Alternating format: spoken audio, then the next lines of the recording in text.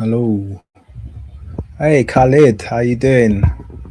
It's a nice, pleasant surprise in terms of someone waiting in the waiting room. How you doing? I hope everyone can hear me loud and clear. Um, yeah, it's good to have you here. What's going on for DV and Joy? Hey, we got a nice little crowd. Let's hope that it keeps shaping up in a similar way. How's everyone doing? Yet more of the crafty trash panda. We're gonna be taking the trash panda outside again, man. I had to. I was gonna leave it, but it was coming to the end of the day. I've had a long day. I've done some traveling today. And I wanted to do this. I wanted to do a live stream before I go to bed because I haven't been as productive as I would have liked to have been today. So we're tackling Mr. Zan again. I know many of you. Hey, Sibana Kale, how you doing? I know many of you are going to be sick of hearing his voice, but I had to tackle this video because it's just I was gonna let it lie, and I actually found this video looking for a quote because I was just editing some shorts. So I was looking for a quote so I could kind of like edit in to some stuff that I'd already recorded. So you might see that I posted a new short today, and I'm going to post a few more shorts just of some of the talking points. And I came across this video and I hadn't seen it before, and it was just the most mind-numbingly stupid argument I had possibly ever heard. So it's not hyperbole. Thank you very much, Joy. You like my necklace? Yeah, I got this in Rome actually from a, I want to say Tibetan shop. But yeah, the video is months old. It is old, but it's one of those arguments again that he seems to have gotten away with. And for the life of me, I don't know why. I mean, it's a mind-numbingly stupid argument. So it's not hyperbole when I literally titled this video "The Most Stupid Gotcha Moment in History." I watched it and I thought, wow, this is really dumb. But what I guess bothered me more than his argument being dumb is how well received it was. And I just kind of like, it leaves me feeling a sense of despair is too dramatic. I'm not going to say despair. Leaves me feeling a sense of disappointment. That's the word. Incredibly disappointed once again that he raises such entirely asinine arguments and seems to get away with it. Jeffrey, good to have you here as well. I know you weren't too happy with my criticisms of Mr. Lewis Gates, Skip Gates, but you know, it is what it is. We like and we dislike who we like and we dislike. I don't think I was disrespectful to him. I do think I hold that line in terms of yeah, I'll always hold a line of respect if someone isn't being openly disrespectful, like Mr. Zanu has been on many occasions, or you know, Bantu City Diaries. But I still withhold the right to dislike people, and I don't like his content. But I do appreciate the fact that people really like and respect him. So I'm not gonna I'm not gonna shit on that. So that's cool. But I'm gonna maintain my position unless I come across more content to convince me otherwise from the content that I've already consumed. And it could be linked to, on a side note, it could be linked to the presence of mind I was in when I was watching his content, because I was in a presence of mind where I was really on a path of discovery in terms of the, you know, the multi, I want to say the heterogenesis. I don't know. It's probably a better word than that, but the multigenesis of kind of like Black people globally. And I felt like he was being used as a very effective way to kind of like nip that in the bud and to really push the mainstream colonial narrative. And I just don't like it when I feel like people from our community and our group are being used in that way. So yeah, anyway, good to have you here. shout out. Yeah, I mean, people are putting in the comment, sorry, in the comments, other people who are more stupid. So let's just see. But anyway, let's get into this video without further ado, because I don't want to stay up too late today. This shouldn't be a long video. So this is on the Karen Hunter show again, and it's called Africans Can't Practice Maintenance. Okay, Franck Zanu debates his controversial opinion. So it's like, oh Lord, Lordy, here we are again. So anyway, I'm gonna click play in a minute, and guys, you know the drill. If you can hear the audio, everything's working fine when it's playing, let me know in the comments. I would just put 1, or you can put a, a thumbs up or whatever it is. But if there's any issues, you need to let me know immediately. Okay, so without further ado, I think we're good to go. Hey Wildflower, how's it going? Yeah, this is a crowd we got today, and there's only 20 of us in, but there's 20, it looks like 20 quality bods, which is nice to see.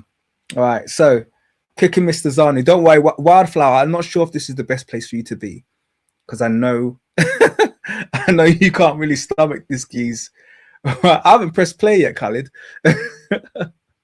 But Wildflower, I know you can't really stomach this geezer. Yeah, so I'm just giving you early warning. Yeah. Let's go.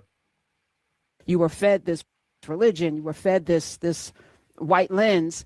When I went to Ghana, I'm seeing children in uniforms and girls with their hair cut. I'm seeing skin bleaching. I'm seeing white Santa. I'm seeing white Jesus. And I'm like, on a continent like this, how is there a white Jesus anywhere? How is there a white Santa Claus anywhere? It's wild to me. We're ready. We're prepared. Do not give in to fear. We are fearless. I like Karen Hunter. I will say that. I do feel like on a couple of occasions she does get pulled into Franck Zanu's kind of sounds good, thank you. Franck Zanu's kind of game, which is, answering back his disparagement of global Black communities by kind of like pointing out flaws in neighboring communities to his own. And he, like I said in the previous debunking of him, he really doesn't care. He doesn't care if you disparage Black communities. In fact, that's what he wants you to do.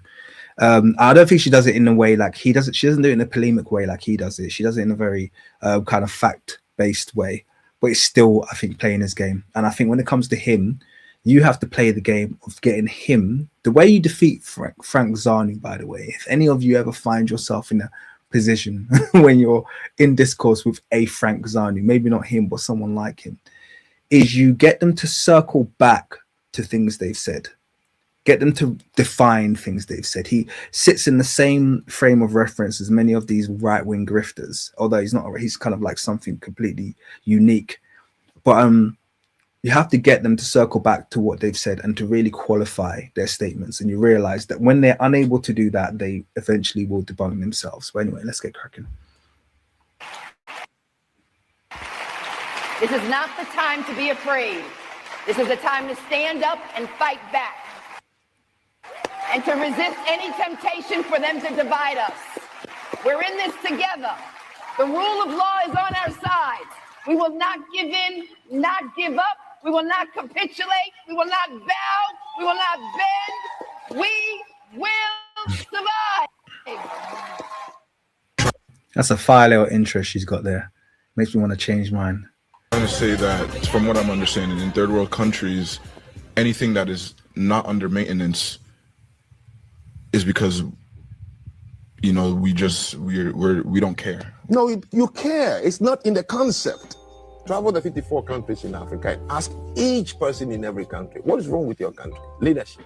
Leadership. All of you say the same word. So let me ask you, since 1960, the country has been picking the wrong leader every 4 years. Not a single railway built by the British is in Nigeria today, but the one they built in their country that same year, it's still running. Not a single railway built in Ghana in 1960 is still there today. What do you know in that country that has been properly maintained by the people? Okay, so I feel like we need to tackle, first of all, this issue with railways, because this is a regular talking point, not just for Mr. Zanu, but for anybody You know, Sosa with the blicky, for instance, in the comments, he'll make this argument. All right. And many people kind of like of English extraction, British extraction, will ignorantly make that statement. And I'll be like, oh, well, no, we left you with functioning railways. Why haven't you kept the railways up in Africa? Eh? We've left you with a functioning railway system. I want to put this question out to you guys. Yeah, really, really quickly. First of all, in fact, let me ask you, let me ask everyone the question. Why do they think it's the case? For A, that the railway systems that were left by colonial powers were left intact, and B, what their purpose was, and C, why we haven't, you know, in many cases, a lot of them haven't been maintained. There's 3 questions there, and it's actually a really easy answer to this, but I want to see if you guys know the answers. So I'll pop some answers up on the screen as they come through. So Liz has said maintenance, cost, and money. Okay. Any others? Feel free to, I'll tell you when you're right. Okay. Someone else tell me. The infrastructure isn't maintained because the colonial powers intended to keep them that way. Macy, shout out to you. And now, finally, Liz, there. Didn't take long to get there. But Liz got there. Wildflower says the infrastructure was for extraction. And that is the correct and pretty much only answer. You see, Britain and the European nations take a lot of pride in this rail network, and they like to present it as though they left Africa with this beautiful interconnected rail system that is, you know, comparable to the UK rail system, or the, you know, New York Metro or London Underground or the French metro system. Oh, look at this beautiful railway system that we left you. Have you ever bothered to look at what the colonial rail system looked like? Let me show you. And yes, Subhanallah Kele, you are absolutely correct. Let me show you what the colonial rail system looked like. Okay, let me just quickly, yeah, here we go. So I'm going to zoom in here so you guys can see this. So the railway lines are in orange. Can you guys see that? Yeah, let me know if you can see that clearly. The rail lines are in orange. All right. Now you'll notice that the railway system looks like a river network, doesn't it? Okay. It looks like a river network, doesn't it? So you always do this where you're just mouthing off, and what's irritating is you don't understand basic things. So just close your trap and listen, because you're a very annoying person.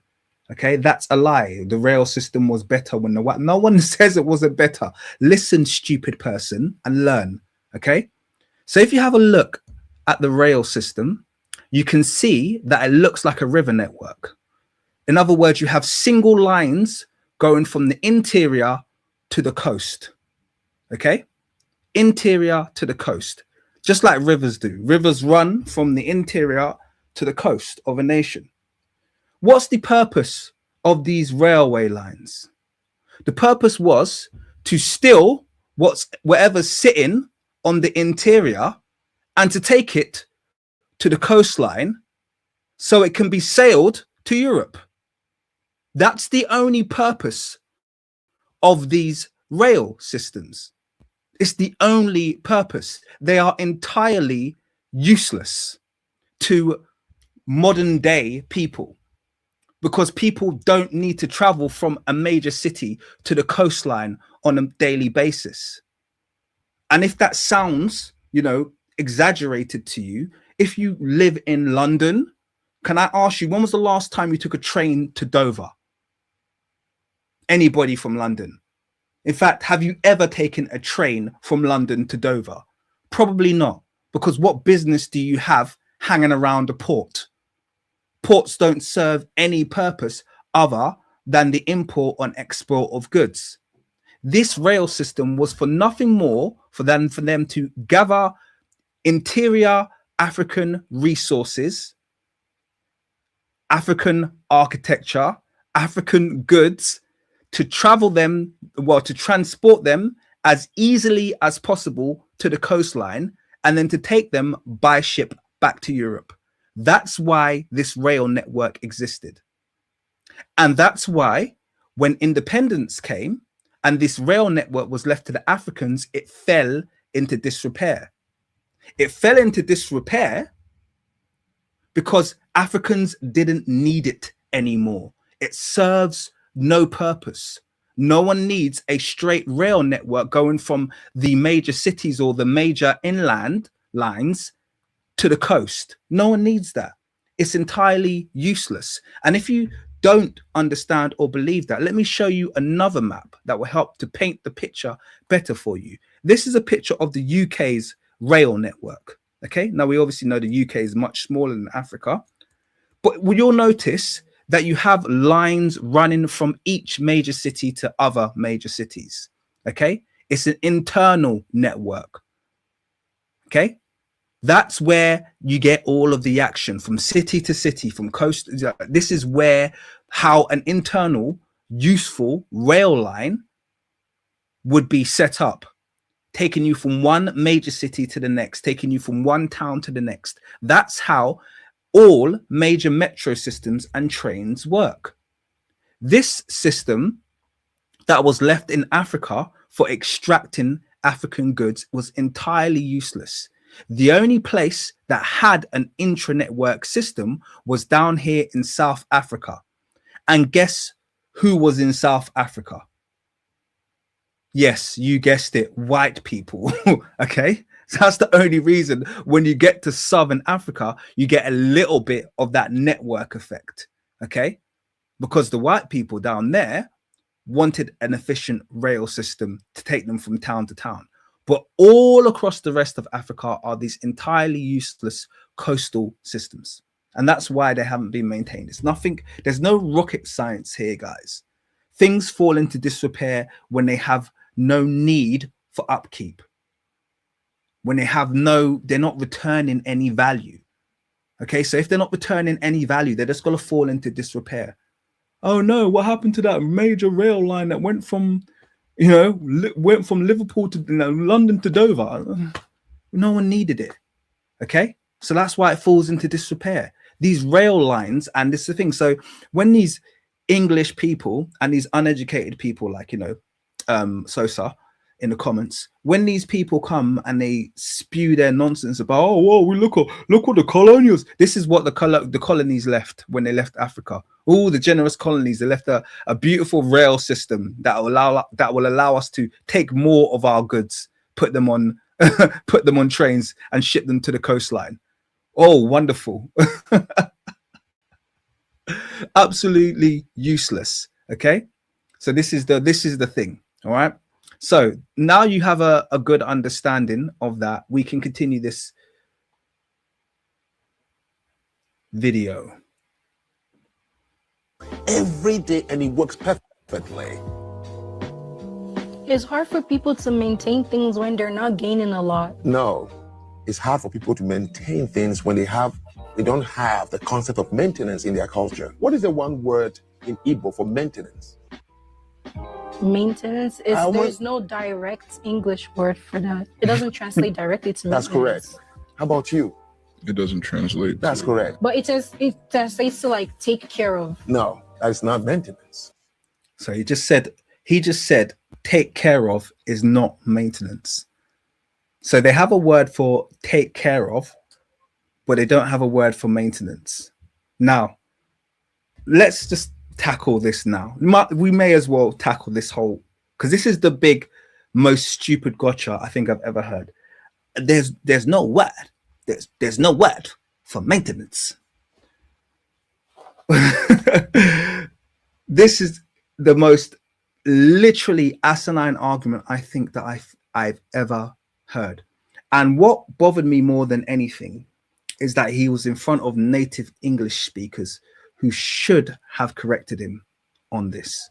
So the first question I'm going to ask you guys is, what does the word maintain mean? Okay, what does the word maintain mean?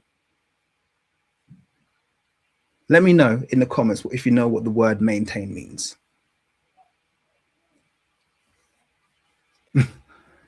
It's important that we have this conversation now, because you'll realize how stupid.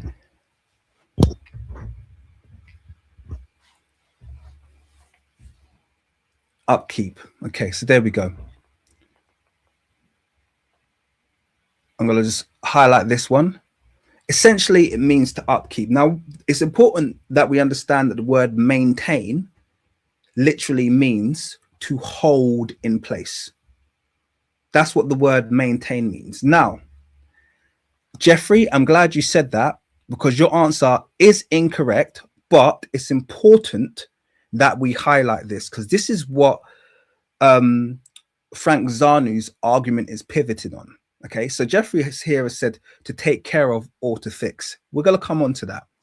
The word maintain, okay, and this is very important that we look at etymology, because this whole argument is grounded on this.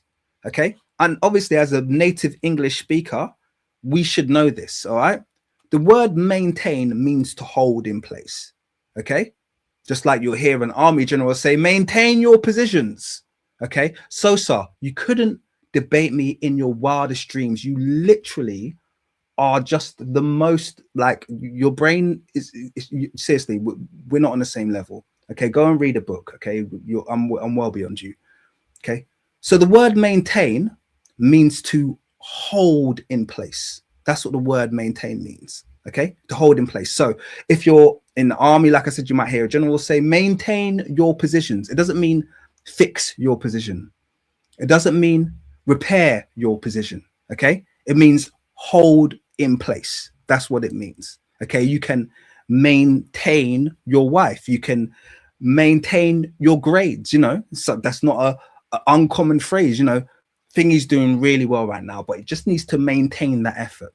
Okay, it means keep that position. It means to hold in place. It actually comes from two words, le main, okay, which means hand in French, okay, and tenir, which means, well, Latin, I think it's like Proto-Indo-European, but that word, essentially, that part of the word literally means to hold. So it literally means to hold with your hand.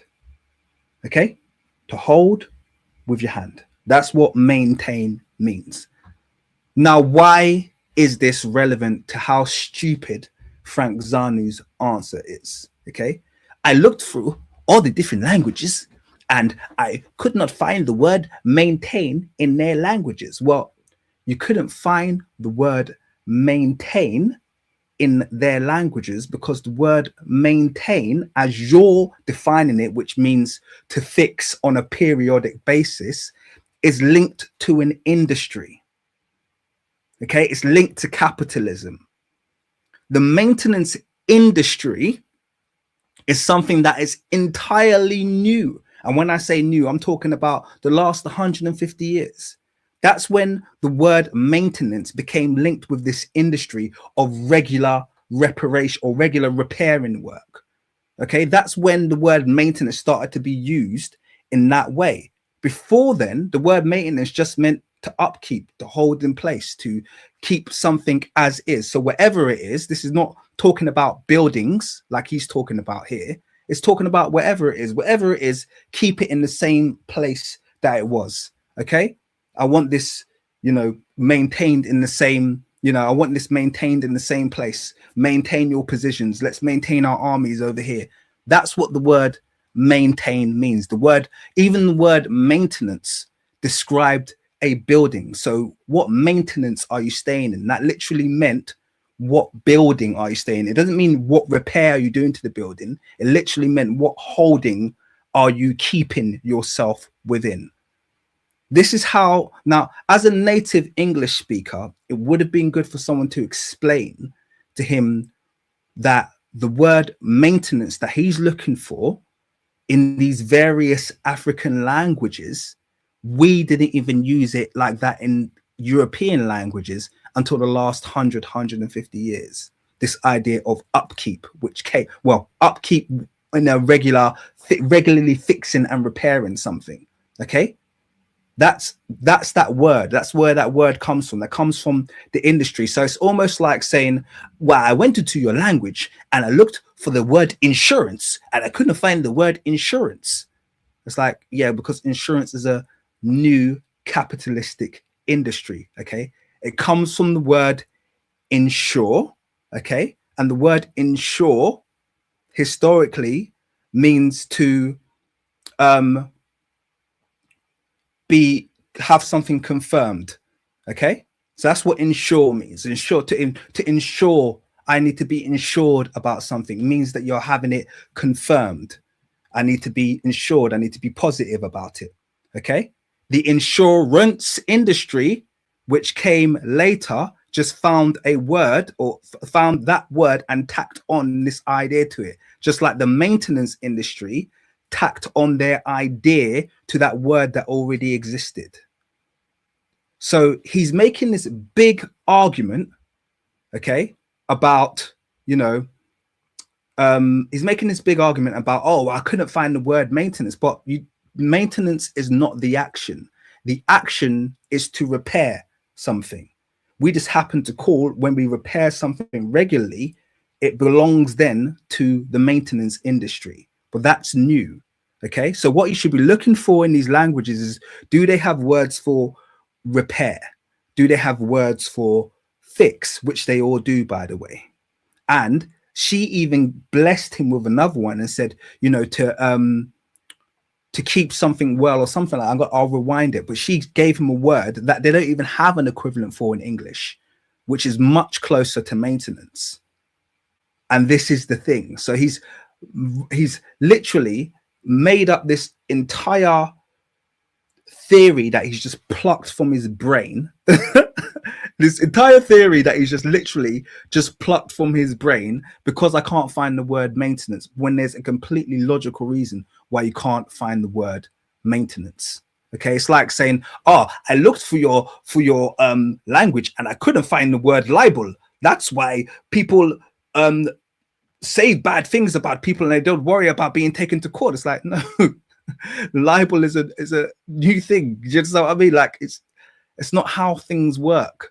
Yeah, he's taken this new capitalistic endeavor and he's assumed because the word is old that it's always meant that, and it didn't mean that historically.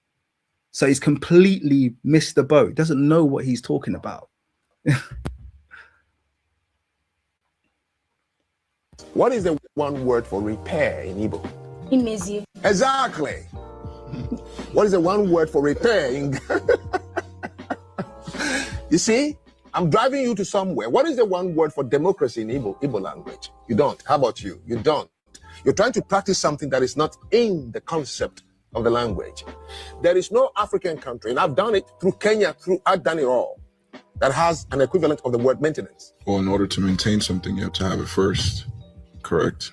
No, if I leave it for you, you can maintain it. The British left a lot of things in this country when they left. They established the hospitals, they established the fire stations, the post offices, the railway lines, the roads they built before they left. You are not able to maintain it because you don't have that concept. That's such a stupid point to say that we don't have the concept because we don't have the word, but yet the word does exist. In fact, there's more words for that kind of behavior, just like that lady gave an example of at the start, in her language than it is in English. But he seems to think that the word maintenance is a magical word. It's not a magical word. Okay, it just means to hold. Right? It just happened to be picked up by an industry because they needed to give something a name when they're making people pay a monthly amount or however it is, you know, an annual amount for these people to come. No one talks about maintenance unless you're hiring someone. Okay, if you're repairing your house, you just say, I'm repairing your house. But the act of maintenance is an act that you normally need to pay for. You normally have something to cover the maintenance. That means it's an industry. So he's talking about an industry which is almost entirely new. you know? Because your environment, the tropical environment of Africa, the way you build your houses, the material you use, you don't require maintenance. Every country that is called industrialized countries today, one of the things you know about them is maintenance of what they have. That's why we have buildings here that are about 250 years old, 300 years old in this country. There are buildings in other countries of Europe that are 700 years ago. The Notre Dame that burned in France was a 13th century building. Do you know what kept it that long till today? Maintenance is a culture. I don't think Frank realizes how many buildings have been burnt down in the European continent, and also how many buildings were destroyed on the African continent. The reason you don't see old buildings in the African continent is because of colonialism. Deconstruction was a massive part of colonialism. Now, some of that has come out as a result of Operation Legacy, but Frank wouldn't be aware of that. Okay, and I'm sure he wouldn't be interested, to be quite frank, because for him it has to be evidence of some kind of deficiency in the African as to the reason, you know, why, you know, these buildings don't exist. Oh, they don't maintain them, or they never built them. But he'll never look at the fact that the colonial forces, just like, you know, respectfully, just like Sosa, whose comment I'm about to read out, you know, because he has a daily bad experience with Africans, which I totally empathize with, and something also that I don't shy away of on this channel. I'm quite brutal about my condemnation of modern African leadership, particularly Nigerian. As you'd know if you actually watch my content, I don't try and defend them at all. It's, you know, actually awful, the state that Nigeria is in currently, and it shouldn't be in that state. It's got awful leadership, and has had awful leadership from, you know, essentially since independence. But as a Nigerian, you should also know the leaders that take power, the choices that are given through this democracy. Yeah, and this is why, by the way, Ibrahim Traore said democracy doesn't work, because the choices that it's like you're getting, choose between a dictator and a general. That's the options that you're getting, and then people are surprised when the moron that gets into power is in the pockets of the West. Well, that was the only option the people had. You can't turn around and then condemn the people for the shite leaders that they have, when those were the only options that they were given under this supposedly superior system of democracy. Okay, it's not superior. It's never been superior. It's always been a system for them to be able to maintain control externally. And it's only when you get liberation fighters and freedom fighters like we're seeing across the Sahel that you can actually see any kind of change. I've actually got a video coming soon talking about how I actually think Tinubu over the last few years has been targeting senior generals in the Nigerian military to avoid a similar kind of uprising.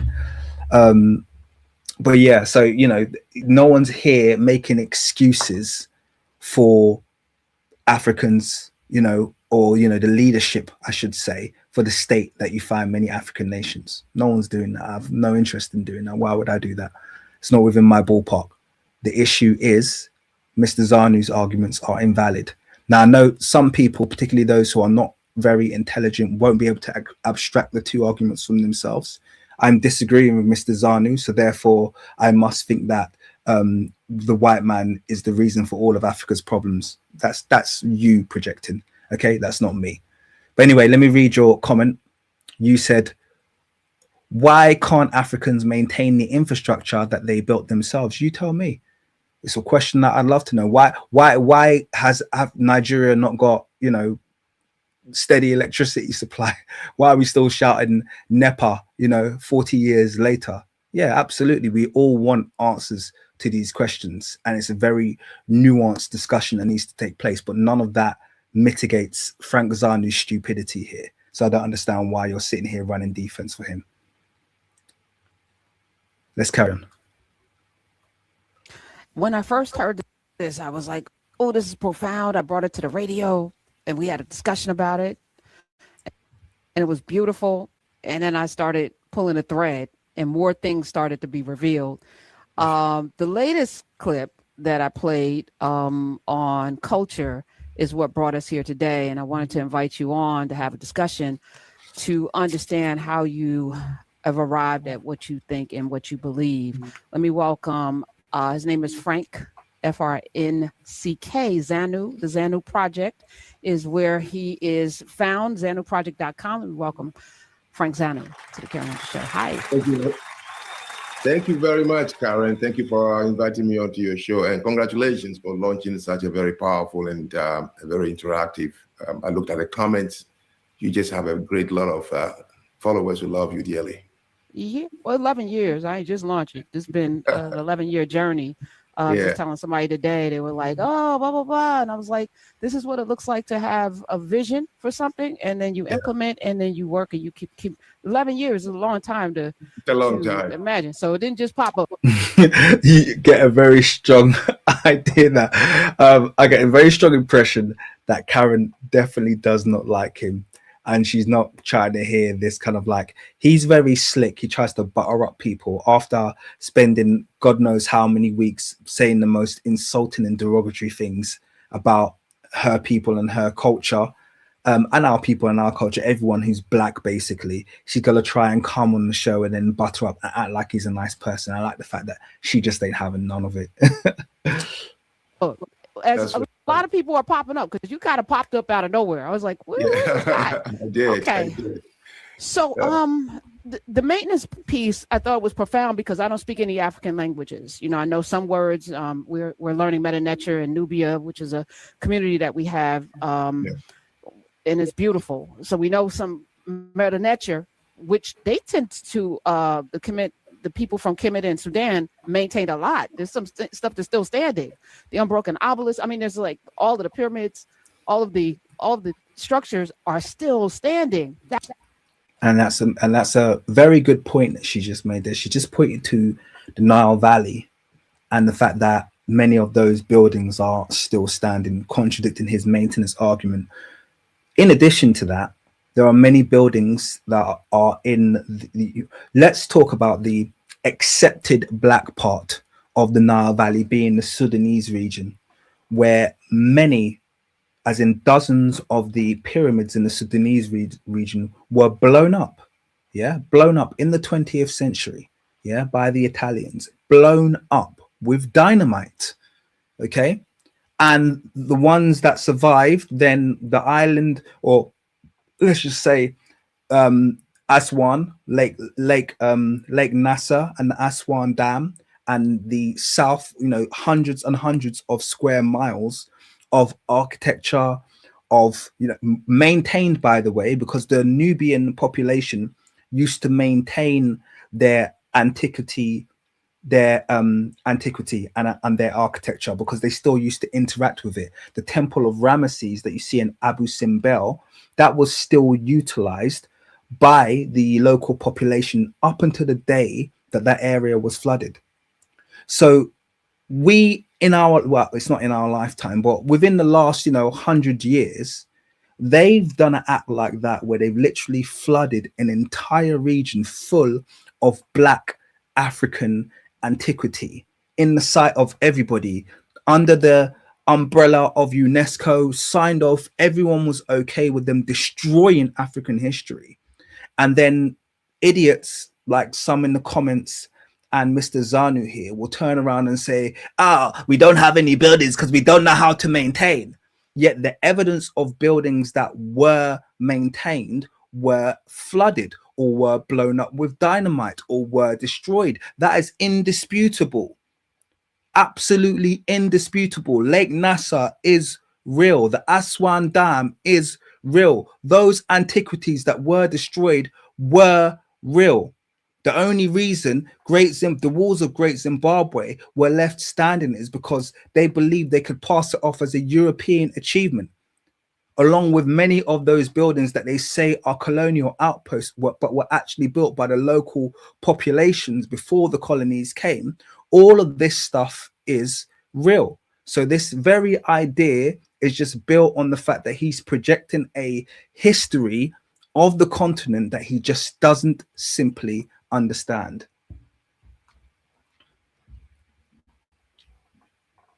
Thousands of years So did they not require maintenance? You said Sudan?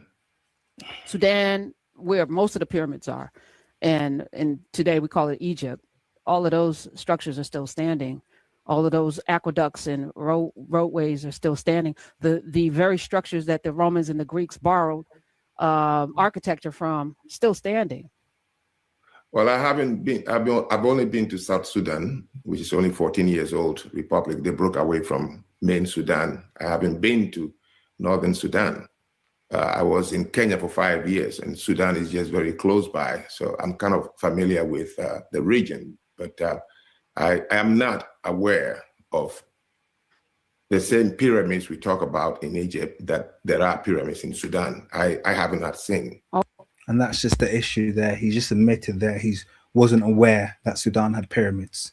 So someone who's making broad sweeping statements about the continent of Africa, about the state of the continent of Africa, about the history and the capabilities of Africans, is clearly just making them based on what he's observed in his locality. He's taken his observations, just like Sosa in the comments here. He's from Lagos, typical Yoruba, by the way. You know, sitting there, self-hating. We can't do anything. We are useless. We don't. Never left Lagos. So there's never going to be a progression to the way his mind works. He's not going to listen to someone like me who actually has traveled, around Europe, around Africa, and has done history, has studied history, and is able to share these things because he's so filled with hate for the culture that he comes from. And I get that, because people do get, people are going to be confounded by their surroundings. They're going to be overly concerned with their day-to-day struggles and trials, and the fact that, like I said, Nigerian leaders are so flipping useless. So if you want to meet some of the most angry people in the world, yeah, you will go to Nigeria and you'll find people, I've got people in my family who talk exactly like this, so I'm used to this nonsense. That's why I said he's a typical Yoruba boy, because he sounds like some of my uncles who are Yoruba. This is exactly how they talk. They don't have the ability to think outside this, and this is how, well, he's not as bad as Mr. Zanu, but this is how Franck Zanu talks. So all of this, I'm very, very familiar with this mindset. But the problem is, unfortunately, him, like many of these people, aren't learned. They think they're learned, but they're only learned within a 6-mile radius of where they live. They don't understand how the rest of the world works. They have no interest in learning history, because to them, all bad things are a result of everything that they're witnessing, and nothing has got any link to a historical, even modern, externalities that are controlling from the outside. You can only see Tinubu. You can't see the hand above Tinubu. I live in the UK. I can tell you exactly what Tinubu's next move is going to be based on what Donald Trump and what, Keir Starmer do. You can't do that. Do you understand the difference? Okay, so this is the thing. Once I realized, I was like, oh, okay, so you out here talking. You're out here talking. So let me ask you this. Let me ask you, why are you talking about these things?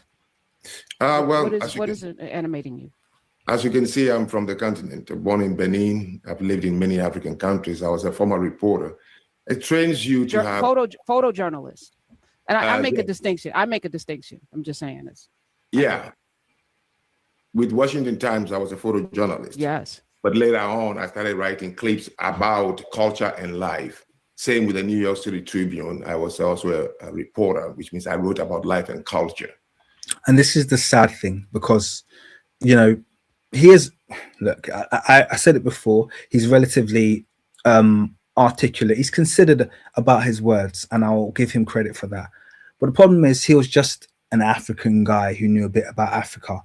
And so he gave him a column, but he isn't, it's not like I'm the type of person who'll turn around and say, what are his qualifications for him to be doing that? Because, journalists don't need qualifications, but his basic knowledge outside of his really rudimentary education about Africa. I mean, for him to speak so authoritatively, for instance, about African architecture, and to not know, for instance, that there were pyramids in Sudan, that already is a mic drop moment you shouldn't be doing that job. You shouldn't be making those statements. You're talking above your station.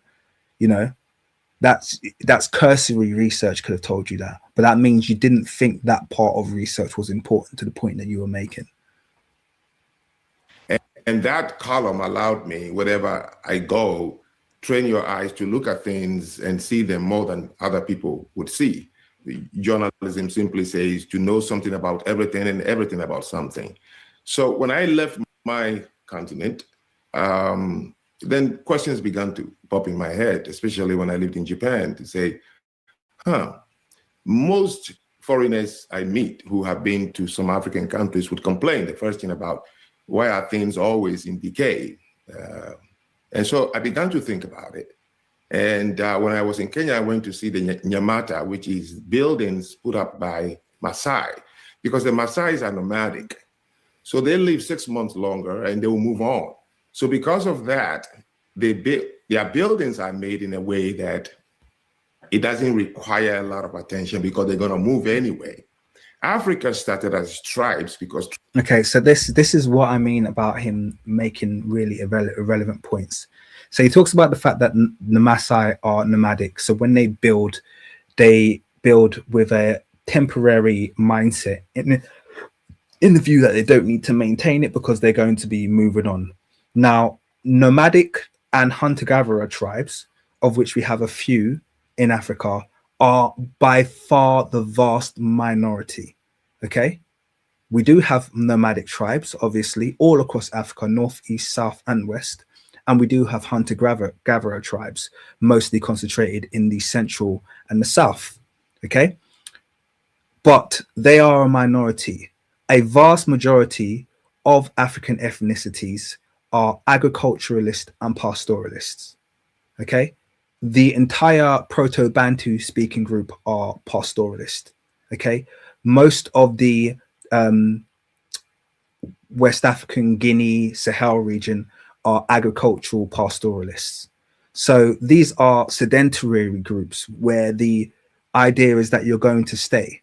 But in order for him to make his point that Africans do not have the mindset or the capability to maintain anything, he's picked out one of the very few nomadic tribes that he could find and say, oh, well, look, they built something. This is Africa's problem. This is a straw man. He does this all the time.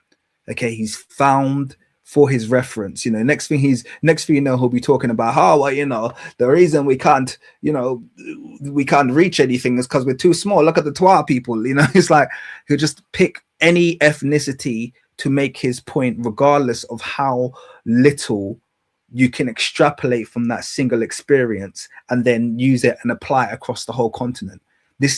It's once again, it's a disingenuous way of conducting conversation, but for him, he has to get his gotcha. That's his whole point. Tribes were attacking tribes. People moved a lot because you have to avoid being attacked. You know, if the climate changes, when the weather dries, people do not understand that it's the monsoon, the climate has dried the place. They thought maybe it's going to be permanent. So the next thing you do is you move to a greener place. So with these over years, hundreds of years, and being tropic, that animals lived outside. We don't have pets and animals indoor. They all lived outdoor. It's better to throw things because it will be consumed. And so the lifestyle of the environment, I began to answer myself and said, no, not because we are stupid or we don't know. It is just the natural environment that created that kind of so I began to ask people. So I'm trying to think here, is he saying that evidence of pastoralism within African cultures is the reason they don't have a maintenance culture? So you can see he's moved on, and this is the thing. I've already talked about his habit of gesh galloping, which is just kind of like loading different things on and trying to see what sticks to make a point. He's like, he doesn't stick to a single point. So he started off with the, the word maintenance doesn't exist. And now he's talking, then he moved on to, hunter-gatherer tribes. And now he's talking about, keeping animals, which, this is not a a hunter-gatherer or nomadic behavior. This is a pastoralist behavior. So he's moved on from that now. It's about, oh, well, we throw stuff outside, and therefore that's the reason why we don't really look up. It's like, this is ridiculous. You can't, this it's a hypothesis that he's cooked up in his head, which he desperately needs to prove. And so he'll just try and find any evidence to prove it, irrespective of whether or not that evidence fits. Oh. In my language, I speak quite a lot of African languages. I began to think of the word maintenance. What would it be in my language? I couldn't find one. I thought maybe it's my lack of vocabulary. And that's because the word maintenance is an industry that was created with capitalism. The word you should have been looking for is repair. Okay, because the maintenance industry could have picked any word. All right, they just happened upon that word maintenance. Oh, we're going to use this word to describe the industry of repairing on a cyclical basis for a fee, because that's essentially what maintenance is: repairing on a cyclical basis for a fee. Okay, that's what maintenance is. They could have choose the word repairance. Okay, they could have said fixance. All right, but they just chose maintenance, a word that already existed and meant something different. Okay, they changed. So he's using a modern, well, I would say a modern application of the word, and then trying to back apply it into history and say, why don't we have that word? Because it's a made up word. Think of multiple industries. Okay, why don't we have a word for tort law in Nigeria? Why is there no word for tort law? Yeah, it's like you're looking at a very specific industry. Why is there no word for acquittal? Why is there no word? Because that term comes with the practice, okay, which goes with that part of the legal industry. Well, that's why we have so many innocent people in prison, because we have no word for acquittal. Do you understand? Like, this is the ridiculousness of the argument that he's making. It doesn't make any sense. I began to ask people.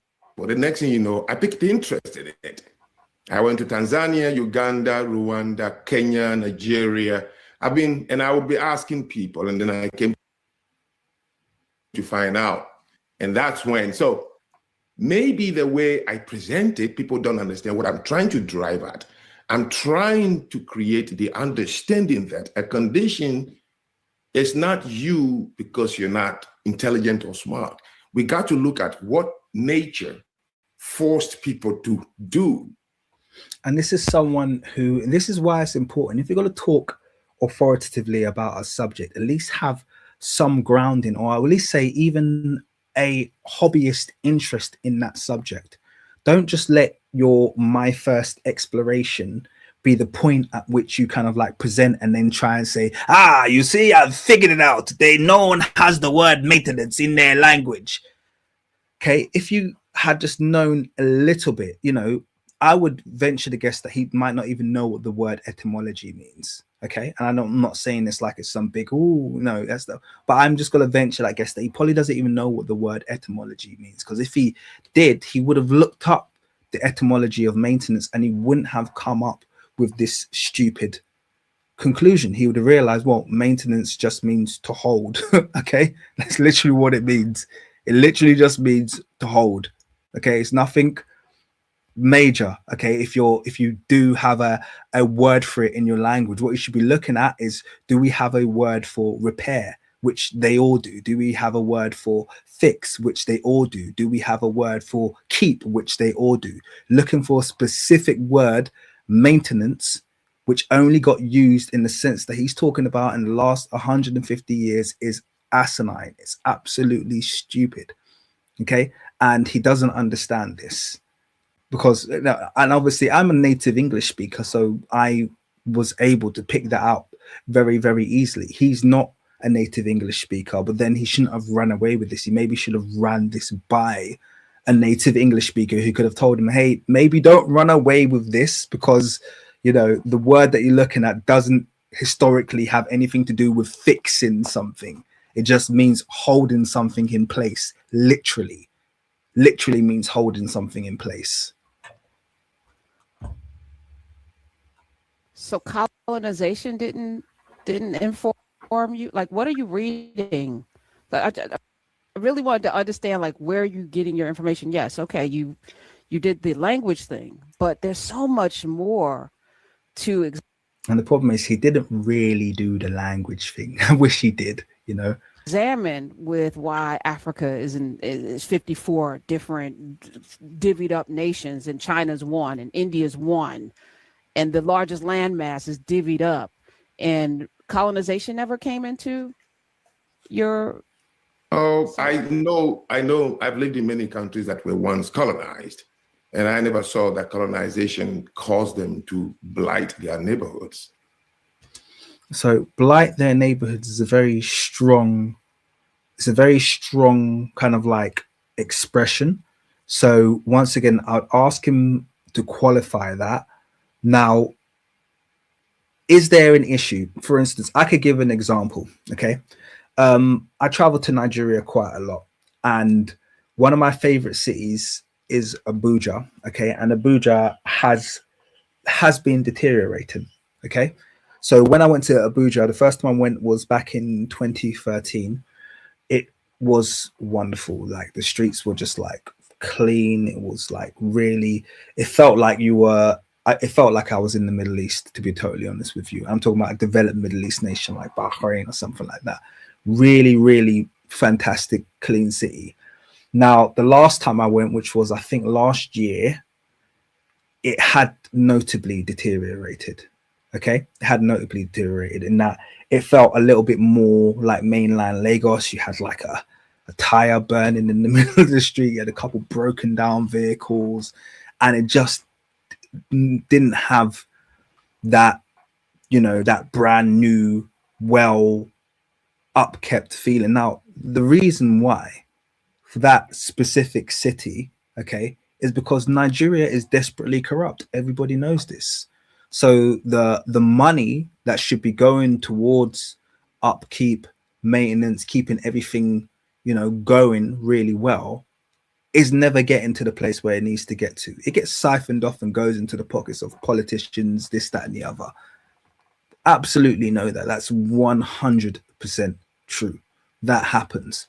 But that is not a problem with the Nigerian people. You can't blame the Nigerian people for the corruption that happens in Nigeria. Okay, this is not kind of like, oh, everyone's just corrupt. It's not that. Nigeria is a very, very problematic beast at the moment. And likewise, you could see the opposite happening. So when I go to Accra, for instance, you have the exact opposite. Every time I go to Accra, it's more developed than the last time I went. Every time I go there, they have new streets. Every time I go there, everything's working a bit more efficiently. It's a bit cleaner. It's a bit more to do. There's more cars. It's easier to get an Uber. So you have the reverse happening in Accra as to what's happening in Abuja. So this isn't a condition of people. This is a condition of circumstance. It's a condition of how things are being funneled. It's a condition of how a nation is being run. Okay, there's so many different layers to this, but it's got nothing to do with innate human capability, and it's got zero to do with the existence of the word maintenance in African languages, which is the most stupid argument I think I've ever heard. But, you know, some people will go for it. Interesting. Korea was brutally colonized by the Japanese. Taiwan, Singapore. The Japanese have. Oh, wait, hold on. I'm talking about European colonization in particular, because the Japanese have a code. The Japanese have a code of honor. You can call them brutal, the kamikazes, whatever. But there's an edict by which they operate wherever they go, even when they colonize people. They may be brutal, but there's always a sense of order that seems to be not with the Belgium and the British and, you know, others. Like there's a brutality, and especially as it pertained to African colonized nations, especially African and the Caribbean colonized nations, because they were extracting the labor from those bodies, and they didn't care because they could just replace it, because that continent had billions of people that they could just, millions and millions at the time, that they could just replace. I like the fact that she differentiated there between, you know, this is the euphemism of phrases, you know, semantics. So and Westerners love this.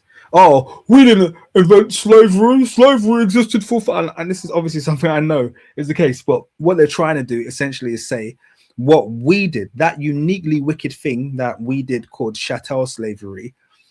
Everyone did it much worse than us before us, and just like he did there with, oh well, these nations were colonized, you know, or you know, Korea was colonized by Japan. This, that, and it wasn't the same. These are different. They might have the same word, okay, but these are completely different acts. You have no equivalent of what the British did to the Mau Mau, what the British did to Benin. Okay, you have no equivalent of that in terms of, you know, the Asian equivalent and that their colonization. She's pointing that out very, very clearly. What happened in Africa and the extraction that happened from the African continent, okay, is something that has never been seen before. To have a nation stripped bare, stripped to its bare bones, literally of everything. And that image, which I'm going to put back on the screen, okay? If you've ever wondered what happened to the African continents, if this doesn't make it make sense to you, nothing will. These are like veins going from the center, you know, from the middle of the continent out to the coast. These are extraction networks. They were so, you know,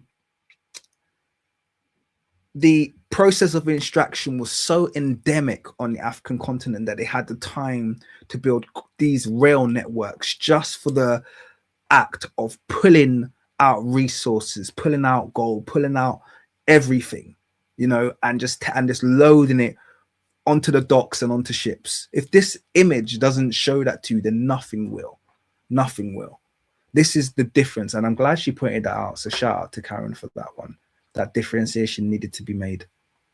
So it's a different relationship, and this is more recent as opposed to being a 400 or 500 year.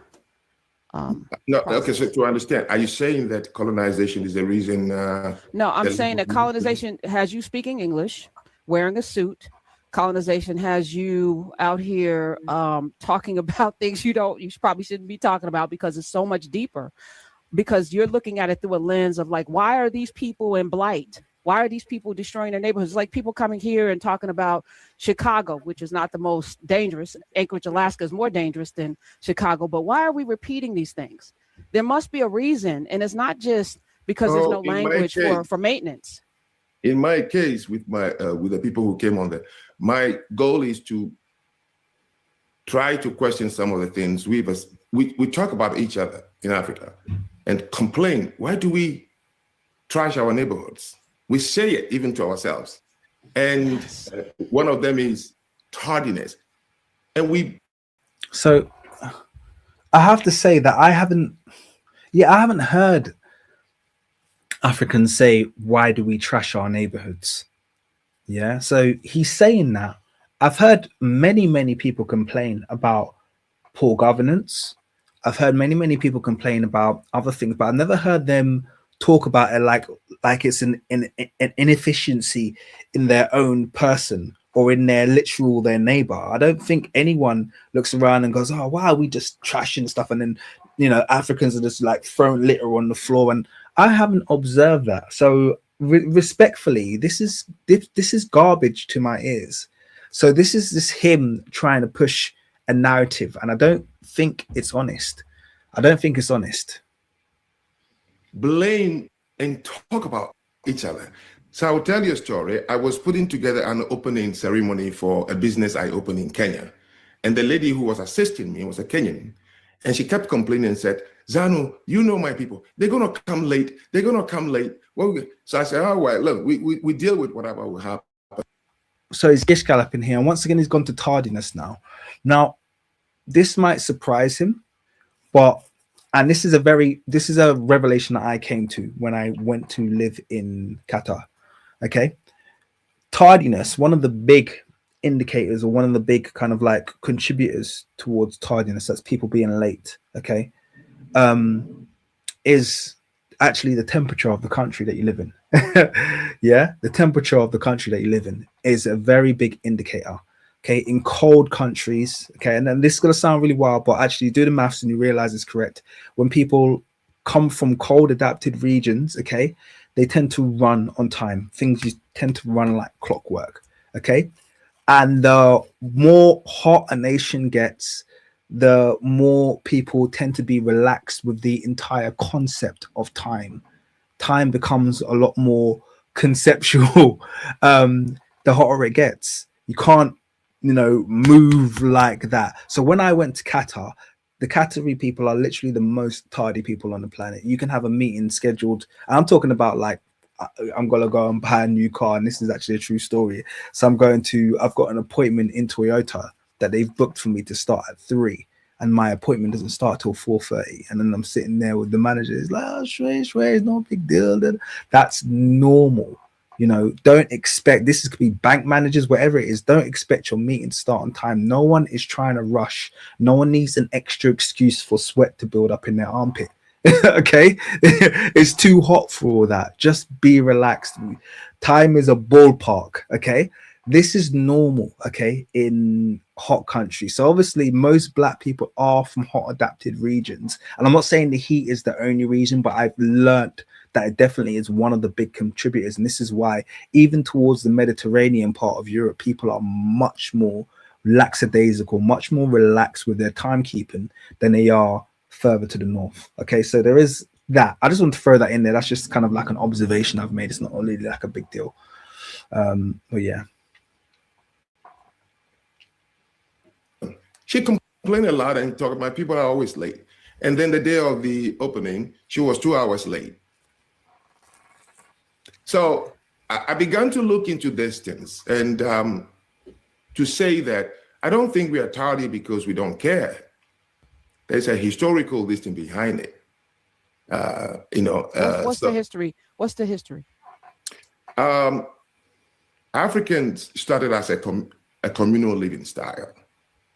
We don't have single roads with houses far away. You have to go through other people's compound, He keeps saying African, and I think he'd do a lot better if he was more specific with his ethnicities, because as you've seen, he can be very specific when he's talking about ethnic groups. When he wants to deny any involvement with slavery, he'll tell you, it wasn't Dahomey, it was the Agbome. We hate the Agbome in Benin. They are only one of 50 ethnicities. We do not like the Agbome. But then when he's talking about the origins of Africa, it's oh yeah, we all lived on compounds. Like, no, dude, respectfully, you need to be more specific with what you're saying here. Okay, you can't just throw that out with authority. Which region of Africa, which ethnicity are you talking about specifically? Because you keep democratizing your insults. And it's not necessary. We don't want your socialized insults, okay, and your privatized compliments. Okay, we need you to be consistent with the way that you're phrasing your arguments. Greed. It's community. You're saying it's community, right? Yes. Okay. So my grandfather, who was an elder in my village, was also a herbalist, meaning, he cured people. Now, when I carry his bag and we left the house and you have invited him to come and do something, on his way going, this family would say, and he would stop and listen. He wouldn't say, oh, I'm late, because for us, time is measured by only what you have done. So for that, over time, because people have to listen to each other and attend to in a communal sense, oh, I'm late, it's not. So you always get to, yes. So is that the way it should be? Shouldn't that be the way it should be, that we pay attention to one another, that we serve one another, that we aren't based on a clock? It isn't the clock very so I'm trying much to a European, being someplace on time is really is to control people's movements, right? I'm trying to explain to the people on the continent who always complain about. I just want to say Karen made a very good point there as well. I mean, it's kind of it's a little bit of a kind of like a higher level thinking there, but it is aspirational. to say, isn't that better? You know, because once again, history, and I'm not expecting Frank Zani to know this, or be historically literate. The actual, I wouldn't say invention, but the actual kind of like, I'm gonna say marketing, let's just say proliferation of the uses of watches and clocks is actually indelibly linked to a process called primitive accumulation, and the process of getting people out of rural independent living and into factories and working. Okay, clocks were actually very, very critical to the process of getting people into the capitalist system and out of their rural system. Because before the invention of clocks, just like actually Frank Zanu actually said, time was this thing, was no, you measure time by the achievements in the day. You look at the sun, you know, you make, you know, so the amount of time that that you know, you have daytime, the sun is in the sky, that's your day, and you know, you chop up your tasks according to that. When the capitalist industry came, this is when when industrialization came and they needed people to work in factories, the clock became a very authoritative figure.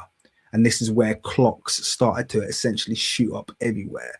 This is where the entire nation would chime in, so to speak.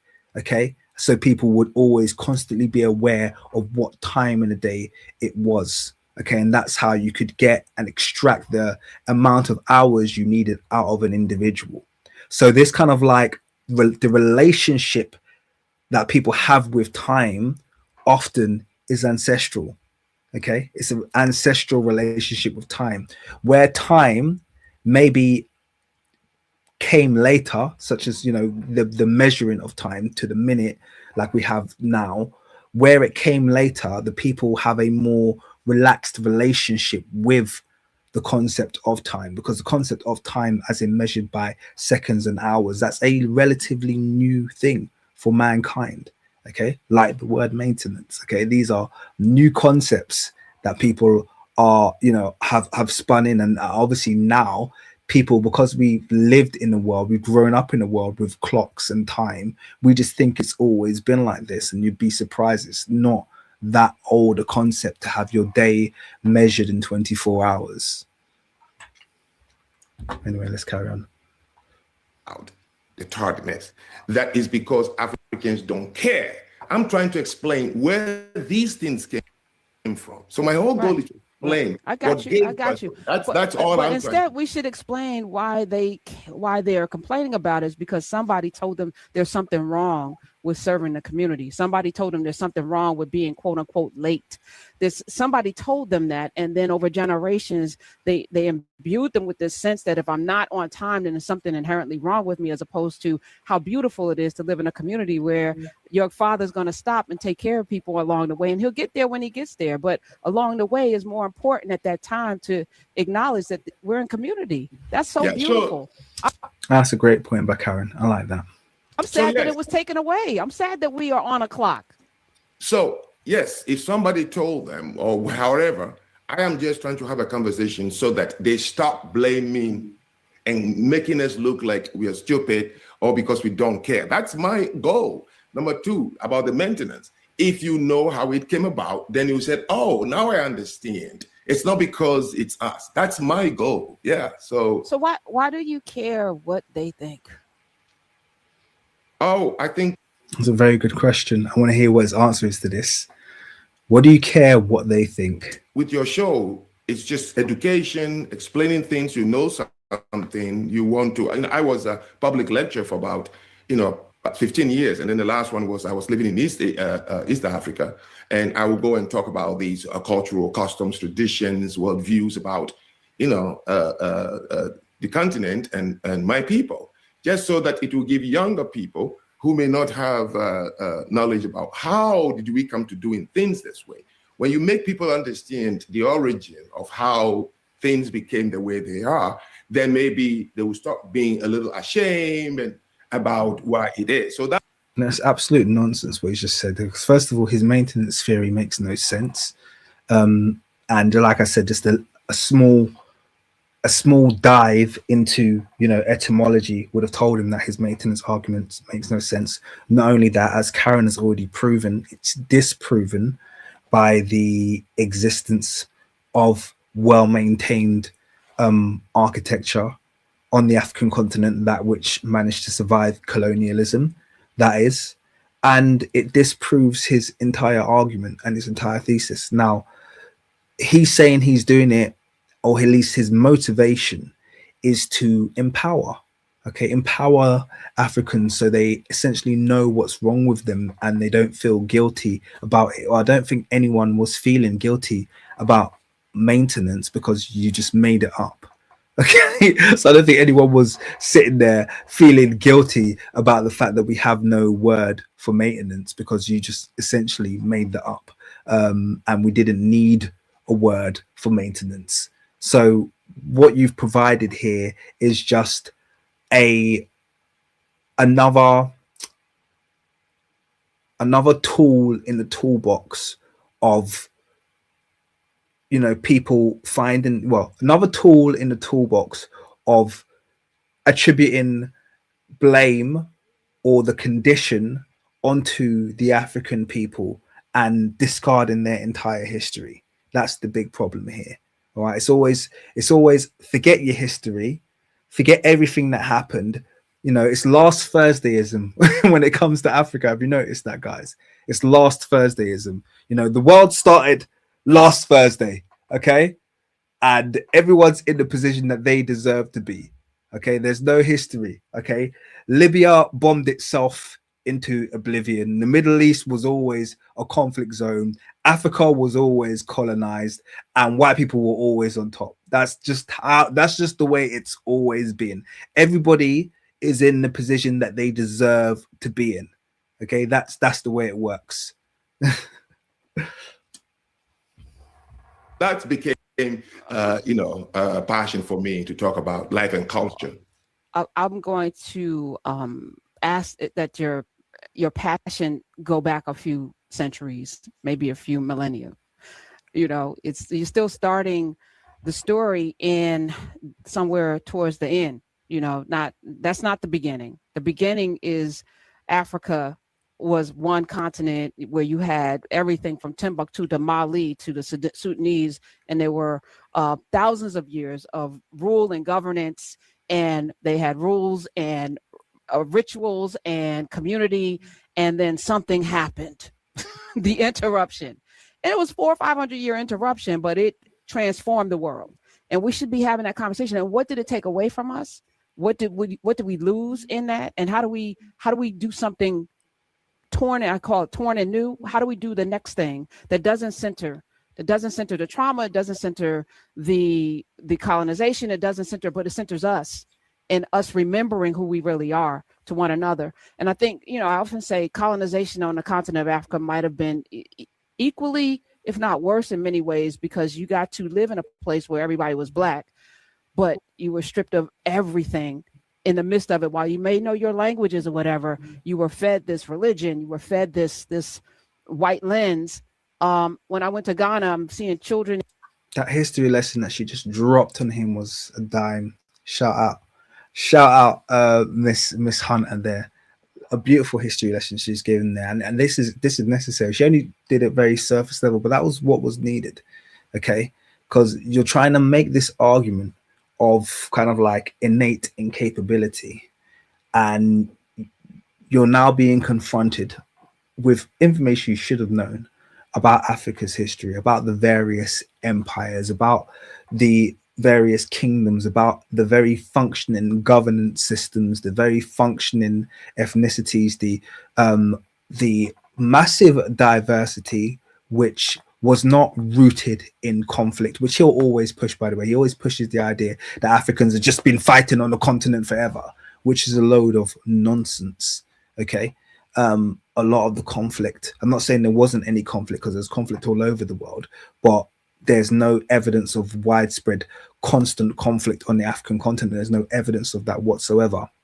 So she's given him this very kind of like surface level history lesson, and then said, what you're talking about, this period that you're trying to essentially project onto all Africans, you know, into infinity is a small period of time, an interruption. That's exactly what I call it as well. It was an interruption to a continuum of essentially civilization on the African continent, a small interruption. And I wouldn't even say it was 400 to 500 years.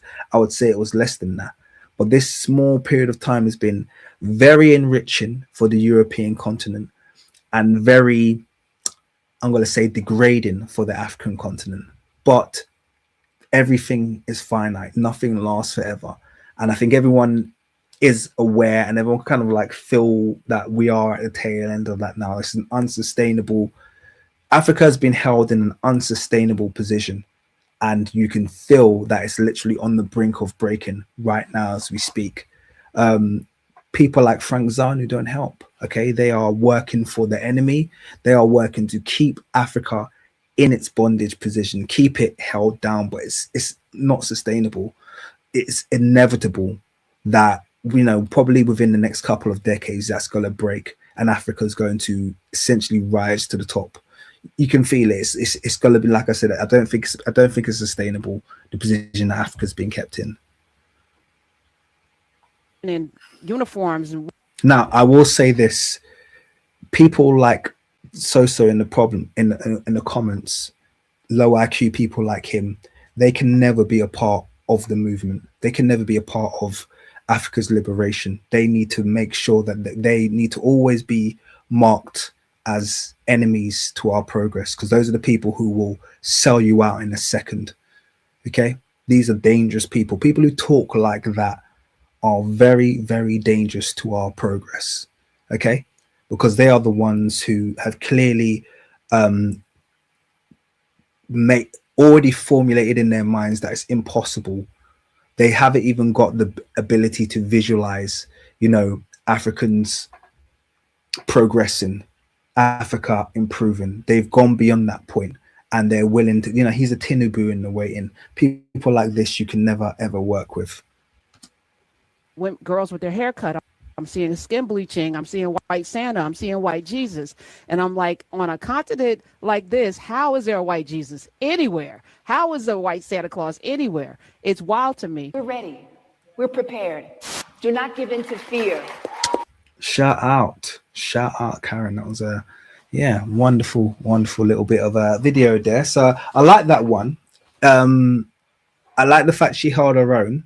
I actually think, if I'm going to be honest, she made a mistake on the second part where she brought on, which I've already covered, where she brought on the historian to tackle Franck Zanu, because I think she showed in this one that she was the person to tackle Franck Zanu.